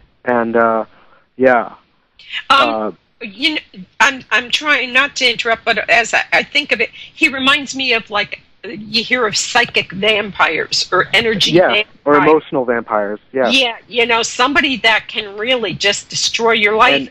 And they're out there. They're real. They're not like... Thank you for ruining my life, Yeah. Thank you for convincing me to do such a stupid thing, but, there are people that are like that. They're very good at that. I think that the movie is going to be wonderful, and I cannot thank you enough for coming on, and I'm really looking forward to having you back on in May. And, of course, you'll be able to open up a little bit more about what's going on with it and that. Screenings. I don't understand how all that happens. When they're independent, it's not like you get a branch that does... Well, you if you're very, very lucky, and fortunately we have been, you get some sort of a distribution deal. Cool. And so, I can't go into it, but... Okay, so now I'm going to put my 2 cents in. Regal. They just did, Sarah Karloff was there, and they were running her father's the Frankenstein's Bride of Frankenstein there. She's actually coming on next week, Sarah Karloff. And, oh, wow. Yeah, she's such a nice gal. She's so funny. But anyway, we're going to have her on. But Regal, get them in all the Regals because they're clean, they're nice. I enjoy going there. Get a deal with Regal. That's where you want to go. I want to thank you so much for coming on. Anything you want to share before we close? Well, yeah, I'll share one last thing. I just want to make sure everybody remembers it's an original film. It's not a remake. It's not anything you've seen before, and I mean that both in terms of story and also for the visuals, because we have a very strange, surrealistic visual look to this film, and I don't think, and for Dark Shadows fans, you're going to get a real treat out of seeing these, your favorite actors, Catherine Lee Scott, Laura Parker, and Jerry Lacy, playing roles that you wouldn't normally get to see them play. Maybe they're not all that nice. You've usually seen Catherine be sort of the good girl, and maybe she's not that in this film. I'll leave it at that. Question. Evidently, whoever was trying to call and we couldn't get them, they're going to ask a question in the chat. I don't know. Wanted to know what actors Ansel wants to work with dream actors. Oh my God, that's a tough one. There's so many. Dream actors. Actors that you wish you could, that you hope you could work with, and yeah. Oh my God, there's so many. I'm watching Downton Abbey, a really great British show on PBS, and Maggie Smith would be so cool to work with. The kid on there, he's really good too. The blonde, he's on Broadway right now. He's doing The Heiress on Broadway. Yeah. Dan Stevens, and then so in my immediate future, I would love to work with Jessica Harper, who's in Suspiria and Phantom of the Paradise. She's a kind of a cult actress. I love her stuff. She worked with Woody Allen as well. My mind immediately runs to sort of cult actors because I love cult films. Pam Grier would be really cool to work with. There's so many. Literally, I couldn't even begin. But yeah. There are some great actors and actresses out there that they're not. And there's some that are out there that are brilliant that you've never even heard of, and luckily we've got quite a few of them in this film. And a nice ensemble there. Yeah, we do. We have a very great ensemble cast. Yeah. Whether we like it or not, people, when I talk to people, they'll say, well, they're too old. Whether you like it or not, that's the reality of life. If you're going to tell a story, I'm guaranteeing you there's going to be a person over 50 there, or a person over 60. That's the way stories are told. That's real life, Yeah. You've got babies, and then you've got older people, and everything in between. And there's so many wonderful actors out there. I always said Jerry Lewis was one of the best serious actors coming and going, but everybody remembers him for the slapstick and the hey dog, that whole I couldn't stand the Nutty Professor, all that. I couldn't stand that stuff. But man, I loved him when he did a straight bit, about the Holocaust or something. I loved him. He's a great actor. And look at Harrison Ford. He made all those movies, but he's still funny when he wants to be. He can be really funny, Yeah. They can go over so many different areas and still be so very good. And sometimes people say, oh, well, no, I don't like him. I only like him as whatever, and Jonathan Frid, another actor who everybody says, oh, he was Barnabas, he was, but he was also really funny, he was a cut-up, he was funny, he was a gentle person. Boris Karloff, his daughter's coming on next week, guys. We're going to be doing next week's show, I'm plugging it now, The Grinch Who Stole Christmas, and Boris Karloff is the first one who did the voice. He was the first Grinch. He did the voice for Dr. Seuss, the Grinch Who Stole Christmas. Everybody thinks, oh, he was Frankenstein. Oh, he was the ghoul. He was a great character actor. He was Captain Hook on Broadway. I mean, this guy could go over so many different parts and go from comedy right over to, you know, where you were like, oh my God, this guy's going to cut my heart out and eat it while I'm still looking at him, you know? Yeah. And that's what's wonderful about movies, because one day you can be, you know, the bad nephew in, you know, one of the horror movies, and the next you can be the good guy, you know? Yeah. And funny. That's something that I asked one of my actors. I said, why did you want to become an actor? And they gave me a really great response. They said, it's a chance to be a different person almost every single day. Mm-hmm. And I think the best actors are the ones that can do that and do it effortlessly, and do it in so many different types of films. I think I'm going to last name up Robert Conrad, the original James West. He said, I was kissing beautiful girls every day, going and pretending to be this big hero. Who would not like that? You know, Spooky UK in England is asking a question. Who would you say your favorite director was and why? We did cover this, but we've got a few minutes, so do it again. One of my favorite working directors right now is Christopher Nolan, who's done the Batman movies, you know, The Dark Knight Rises, Inception. My favorite film of his is The Prestige, about the dueling magicians, because you're never quite sure, was it really magic or was it really an elaborate hoax? Mm-hmm. And there's so much, you know, you can watch that movie, you know, a million times and still see something new and still not be quite sure as to what you saw. I love his stuff. And Peter Jackson is another great one. David Fincher. Sofia Coppola I really like. You wouldn't expect me to probably like her stuff because that's not really the material I do. But I love Marie Antoinette, the look, what she did with that, you know, made it so fresh and modern, you know, for a period story. There's so many. Okay, I've got a question. Actors, you know, today working, you know, you look at them and say, that's the guy I would like to be playing in my next movie. Mm-hmm. Anybody? I wouldn't even know where to begin.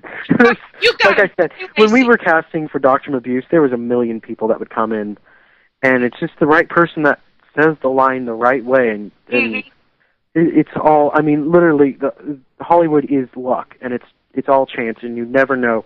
William Goldman, who's a very famous screenwriter, said that nobody knows anything in Hollywood, and that's true because you never know who's going to walk into the room and be your character that you wrote, or you never know what chances. I mean, like I said earlier, I never knew Catherine Lee Scott and Jerry Lacy and Laura Parker were going to be in my movie. Mm-hmm. You know, if I'd known that, if someone had told me that, you know, a year ago, I'd say, yeah, right. You know, so you never know, and you never know what's out there and who's out there and what chance is going to come your way.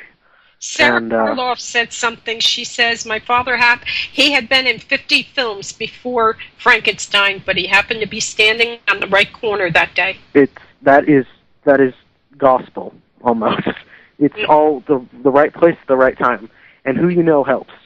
But it is the right place at the right time for everybody. And that's not just with Hollywood. It's in everything. It's in life. It's with everything. I don't know if you read in the news. They just announced that most employers are hiring friends or relatives for places, and they were shocked. It was MSN News or one of them. That doesn't surprise me one bit. That doesn't surprise me. Look at all the incompetent people working. I mean, you know, you're running something that needs a person with an ability, but you're hiring your sister's brother-in-law who hasn't worked or done anything in the last 10 years, you know? Yeah. But that doesn't surprise me at all. But, yeah, it's a lot of things. I mean, you know, it's who you know and what you can do and what you look like and do they fit the bill, you know? Yeah. There's a lot of checks that have to go off before you get that okay, you're the new Indiana Jones, you're the new whatever, you're the new Batman, you know, and I have to tell you, when Michael Keaton was Batman, I said, Michael Keaton? We're talking about Beetlejuice here, right? You know, I was like, are you serious? But wasn't he awesome? He was very good as Batman, he was. Okay, I'm going to let you go, and all you're going to have to do is hang up. And I want to thank you so much for coming on. I'm really looking forward. Well, thank you for letting me coming on and for, you know, helping me get the word out about, you know, our little movie. Yeah. Well, it's not really little anymore. It's not so little. No, I don't think. I think it's going to be a really, really good thing. And I think in 10 years you're going to be like George Romero. You're going to be there. So I'm really happy for you. And thank you for being on. Next week, Sarah Karloff is coming on, and we're going to talk about the Grinch Who Stole Christmas, and the biggest, the kindest monster in show business, Boris Karloff. And then on the 25th, obviously, is Christmas, and I'm not doing a show because I'm going to be with family. And on New Year's Eve, I'm going to be, New Year's Day, I'm going to be with family. So the next show that we'll have in the new year will be January 8th, and we're going to have Pat Priest on.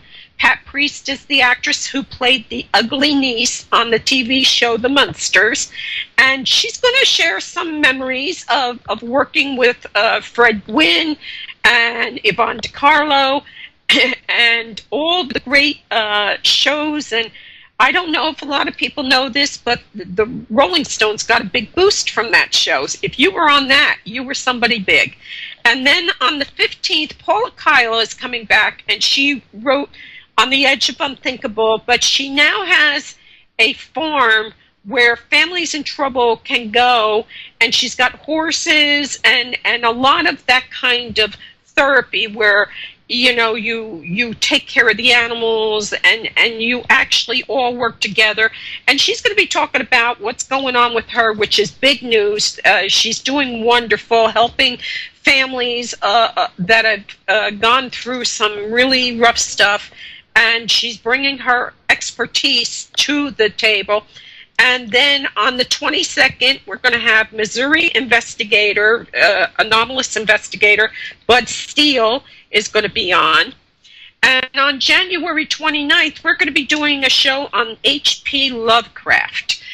He was the original, really horror genre writer. I mean, he is still giving people nightmares. And then February 5th, Kirby Robinson, Never Mark God, is the book he wrote, and we're going to be bringing him on. It's about something with Paranormal State where he reinvestigated something that they did a TV show on. So we've got a lot of great shows lined up. We're already booked into February. I want to thank everybody for listening to us. I want to remind you, if you have an idea for a show, a guest, it can be anything as long as I'm comfortable with it, which I'm comfortable with a lot of things. We can see if we can get your guest, or we can get a topic going on it. You always find me at asylumsgate.com. I'm always there. It's free registration. You can message me. We got a new chat going on the site because the other one was being a little bit finicky. We are updating the site, so if we fall off the map for a day or two, you're going to have to give us time. We're going to be updating all the programs we built the site with. Again, thank you to GameCon Radio for hosting our show, and I hope everybody will send our links around. Go into YouTube, send our links there around so people can listen to the shows. Also on Podomatic, I always have the shows listed there for about 3 months. So with that, I'm going to say good night, God bless, and I love you all. Somewhere over the rainbow, birds fly. Birds fly over the rainbow. Why, oh,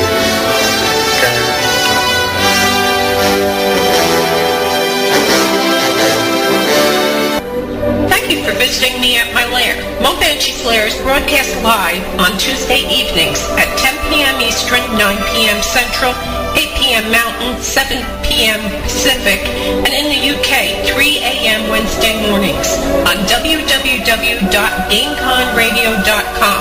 You can listen to our recent recordings on Podomatic/Mobanshee.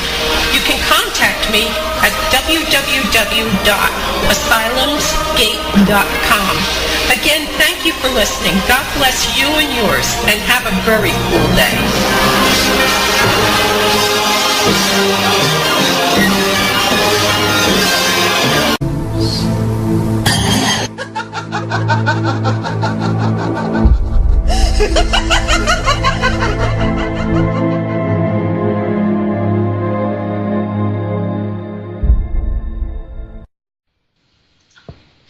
Okay, so that was the trailer, the audio for the trailer for Dr. Mabuse and our guest tonight, Ansel Faraj. I love it.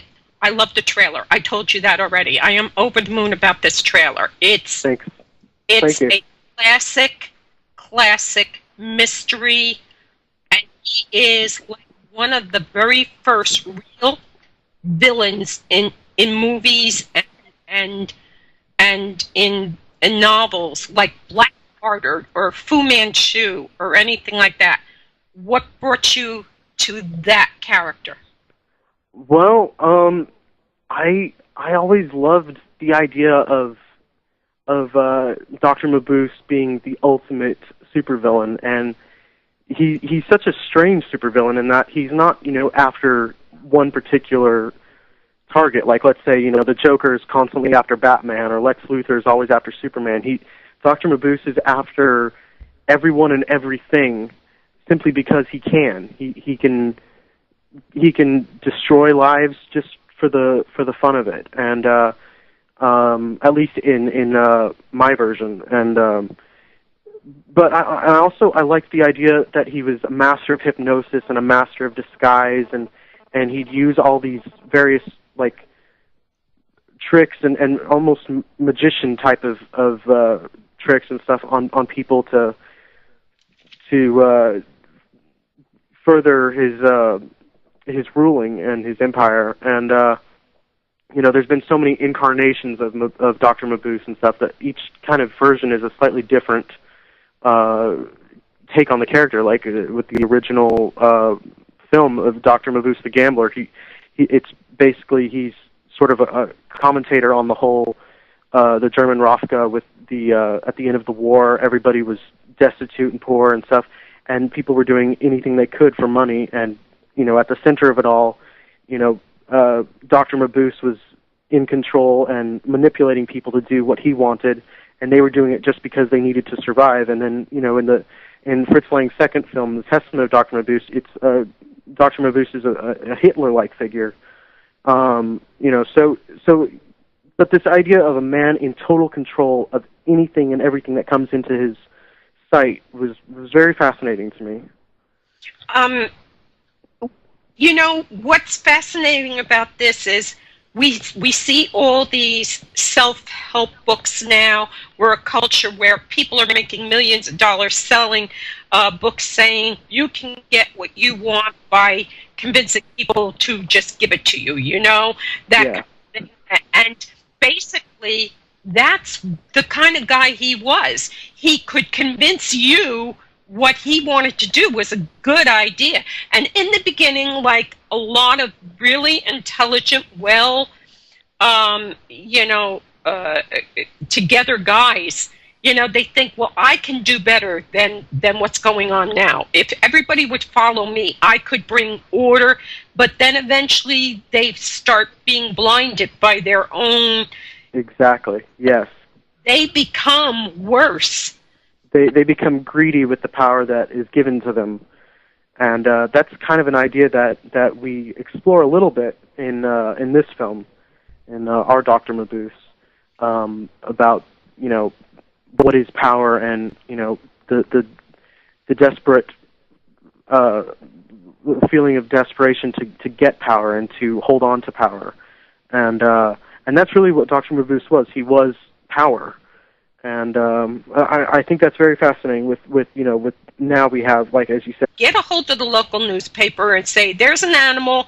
It's in trouble. It's got no water. The water is a big bucket of ice. There's nothing for it to eat. This animal is in trouble, and nobody wants to help it. If you see a house that's been abandoned, your neighbors moved out, and you know they had a dog, you know they maybe had a cat, please, for God's sake, go up and check and see if you see anything in there, if they left their animals there. People, when they're desperate, they make terrible, terrible choices. So please, people, think of animals, think out of the box, and help animals, because we are their voice. Animals can't talk, they are faithful, they love us, they depend on us to make good choices. And when people don't make good choices, it's up to the rest of us to make sure that these animals are cared for and rescued. If you know of an animal in trouble, if you know of an animal not being treated right, if you know of a dog fighting group, drop a dime on them. They should all burn in hell. Every dog fight group should die in hell. I'm sorry, that's really terrible of me, but anybody who hasn't got the brass to get up and fight another man has no business taking dogs and making them fight so he can get off. Please report anything with animals or children that you see wrong. Get involved, because turning a blind eye doesn't mean you're not going to suffer for not reporting it. I think, let's see, what else was I going to say? That I lost Matt. And if there's anything else, I think I got it all. Again, my site is asylumsgate.com. And I'm waiting for Matt, because he's supposed to run a thing for me. But I guess I'll bring my guest on now. Ansel Faraj, welcome to the lair. Hi. Hi. Hello. As soon as the tech comes back from where he is down the hall, okay, he's here. He's going to play the trailer. This is the trailer for the movie.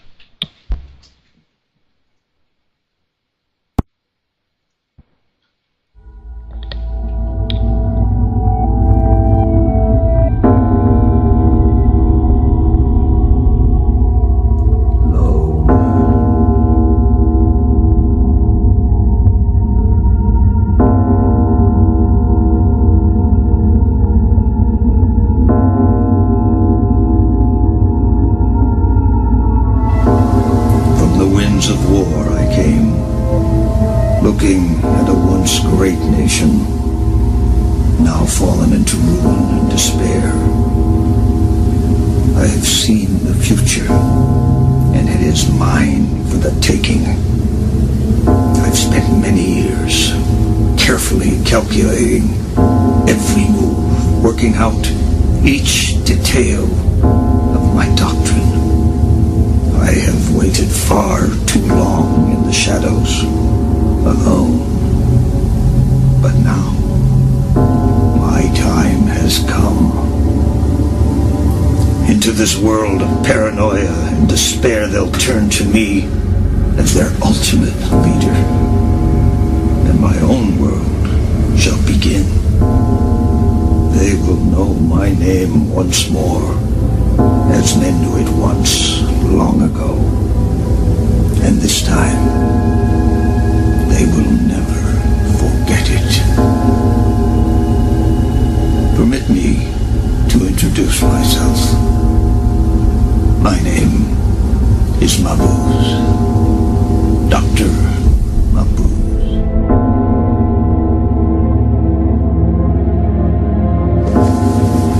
Take care, Inspector. These are strange times. Units there. And finally, yesterday, the governor got news that some of the trailers now, when we say trailers, guys, we're talking campers, like 20-foot campers. They're basically campers, which is better than a tent, okay? So the people over here are very grateful for anything that can help. But you're talking about families who are going to be putting their entire family into a 20-foot camper, for the next possibly 18 months. That's how bad it is. So please, if you can donate $5 tomorrow night, you're going to be entertained. This is the top liners in the world. John Bon Jovi was raised 5 miles from me. He went to the Saraville War Memorial High School. He's the same age as my daughter. This is important stuff. These people we're in really rough shape. I know it's Christmas, everybody wants to move on, but we are really in rough shape. There's a lot of people who are really struggling and still have no place to live. And FEMA is starting to run out of money to keep them in hotels. And it's just a really, really, really scary situation. Christmas is coming. That's my second thing, people. Christmas is coming. Toys for Tots. The United States Marine Corps toy drive. Please, these guys are amazing. They are wonderful people. Now, when you donate, make sure it's a new toy that's not wrapped, or just go and stick a $5 in their little jar there. They deliver toys to kids that maybe Santa Claus is going to miss because they're displaced right now. There's trouble going. But make sure it's a real Toys for Tot representative. Last year, there were some people saying they were Toys for Tots, and they weren't.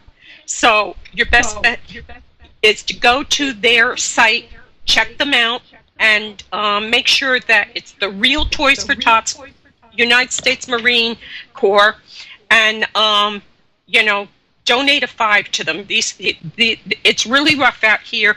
It's rough for kids anytime money is short. Animals and kids are always the first ones who end up on the short end of the stick. During the Great Depression back in the 30s, the gin mills all were full of guys who were sitting there wallowing in their sorrows, drinking beer. The kids were home with the mothers, trying to figure out what they were going to do for lunch. Kids and animals are always the first ones who suffer in hard times. So please, people, make sure you're there. Another thing is all animal shelters all over the country are bursting with animals because people have lost their homes. They can't afford to keep them. They're dropping off animals, dogs, cats that are 8 years old, 7 years old. We can't take care of them anymore. We have to move, and they're just dumping them. I know I'm full up with cats. We're not allowed to have dogs, but if you can donate some dog food, cat food, some litter to your local animal shelter, if you can maybe just volunteer to go and walk the dogs to help them out. This would mean the big difference between them having to euthanize animals and keeping them going until they can find, as they call them, fur. F-U-R, ever homes. So animal shelters, the New Jersey SPCA is still doing an incredible job. Now they're focusing more on finding permanent homes and rescuing animals in trouble. It is winter. Animals are not rubber. They are not waterproof. They are not weatherproof. If you see an animal in trouble, contact the Humane Society, contact your police department, and if nobody wants to help,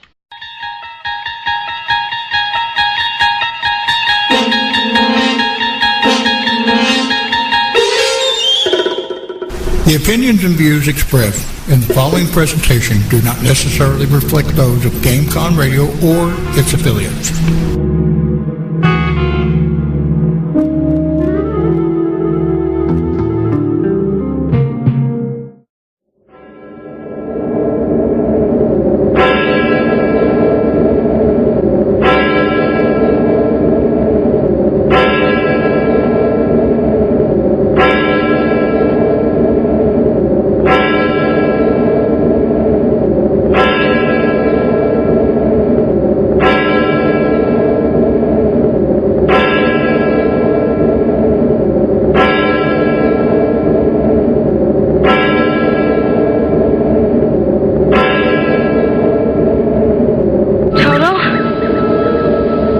We're not in Kansas anymore.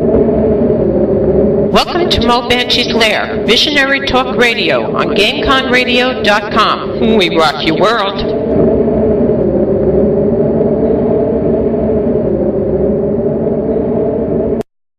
Welcome to Mo Banshee's Lair, Visionary Talk Radio on GameConRadio.com. We rock your game. I invite everybody to check out our schedule page. GameCon Radio. It's one of the best internet radio stations. We are international. Music all day. We have shows, great DJs, all kinds of topics.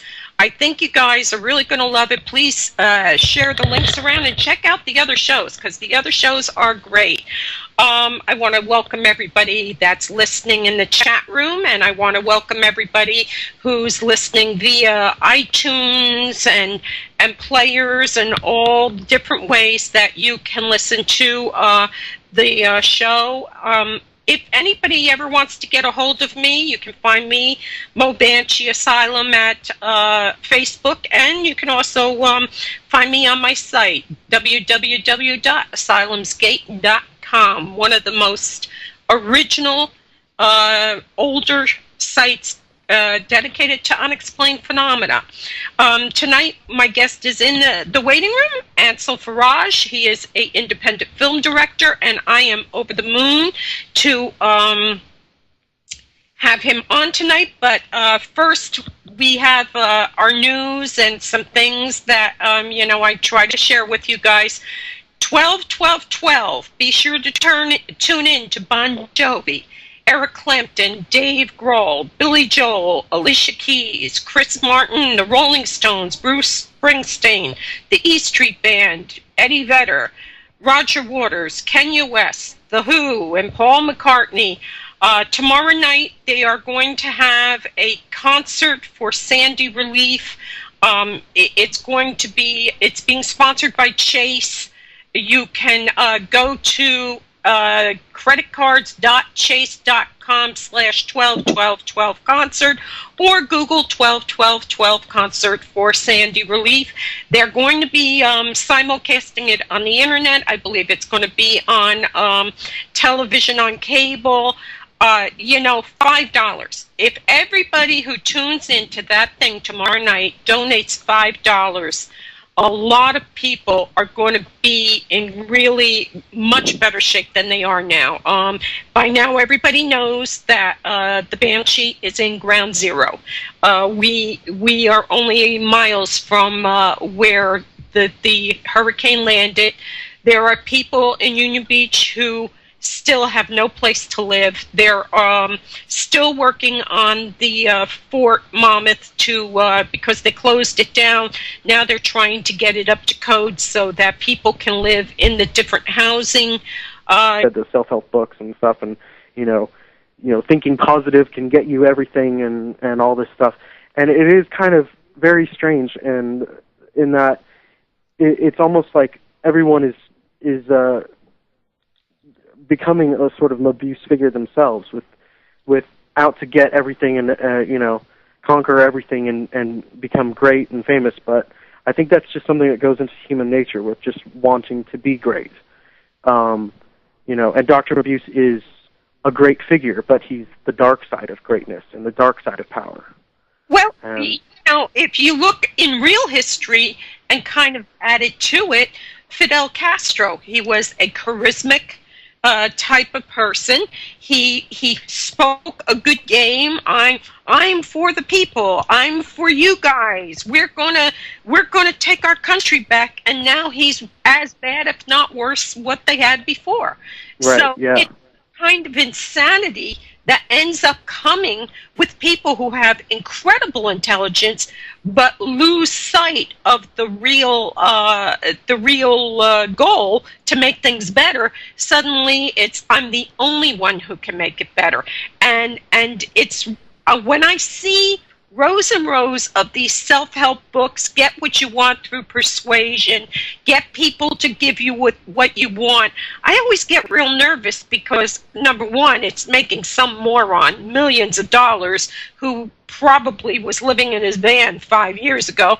But the other thing is you're telling people to go after people who genuinely would probably help you, but you're using them now, you know? Yeah, you're manipulating them.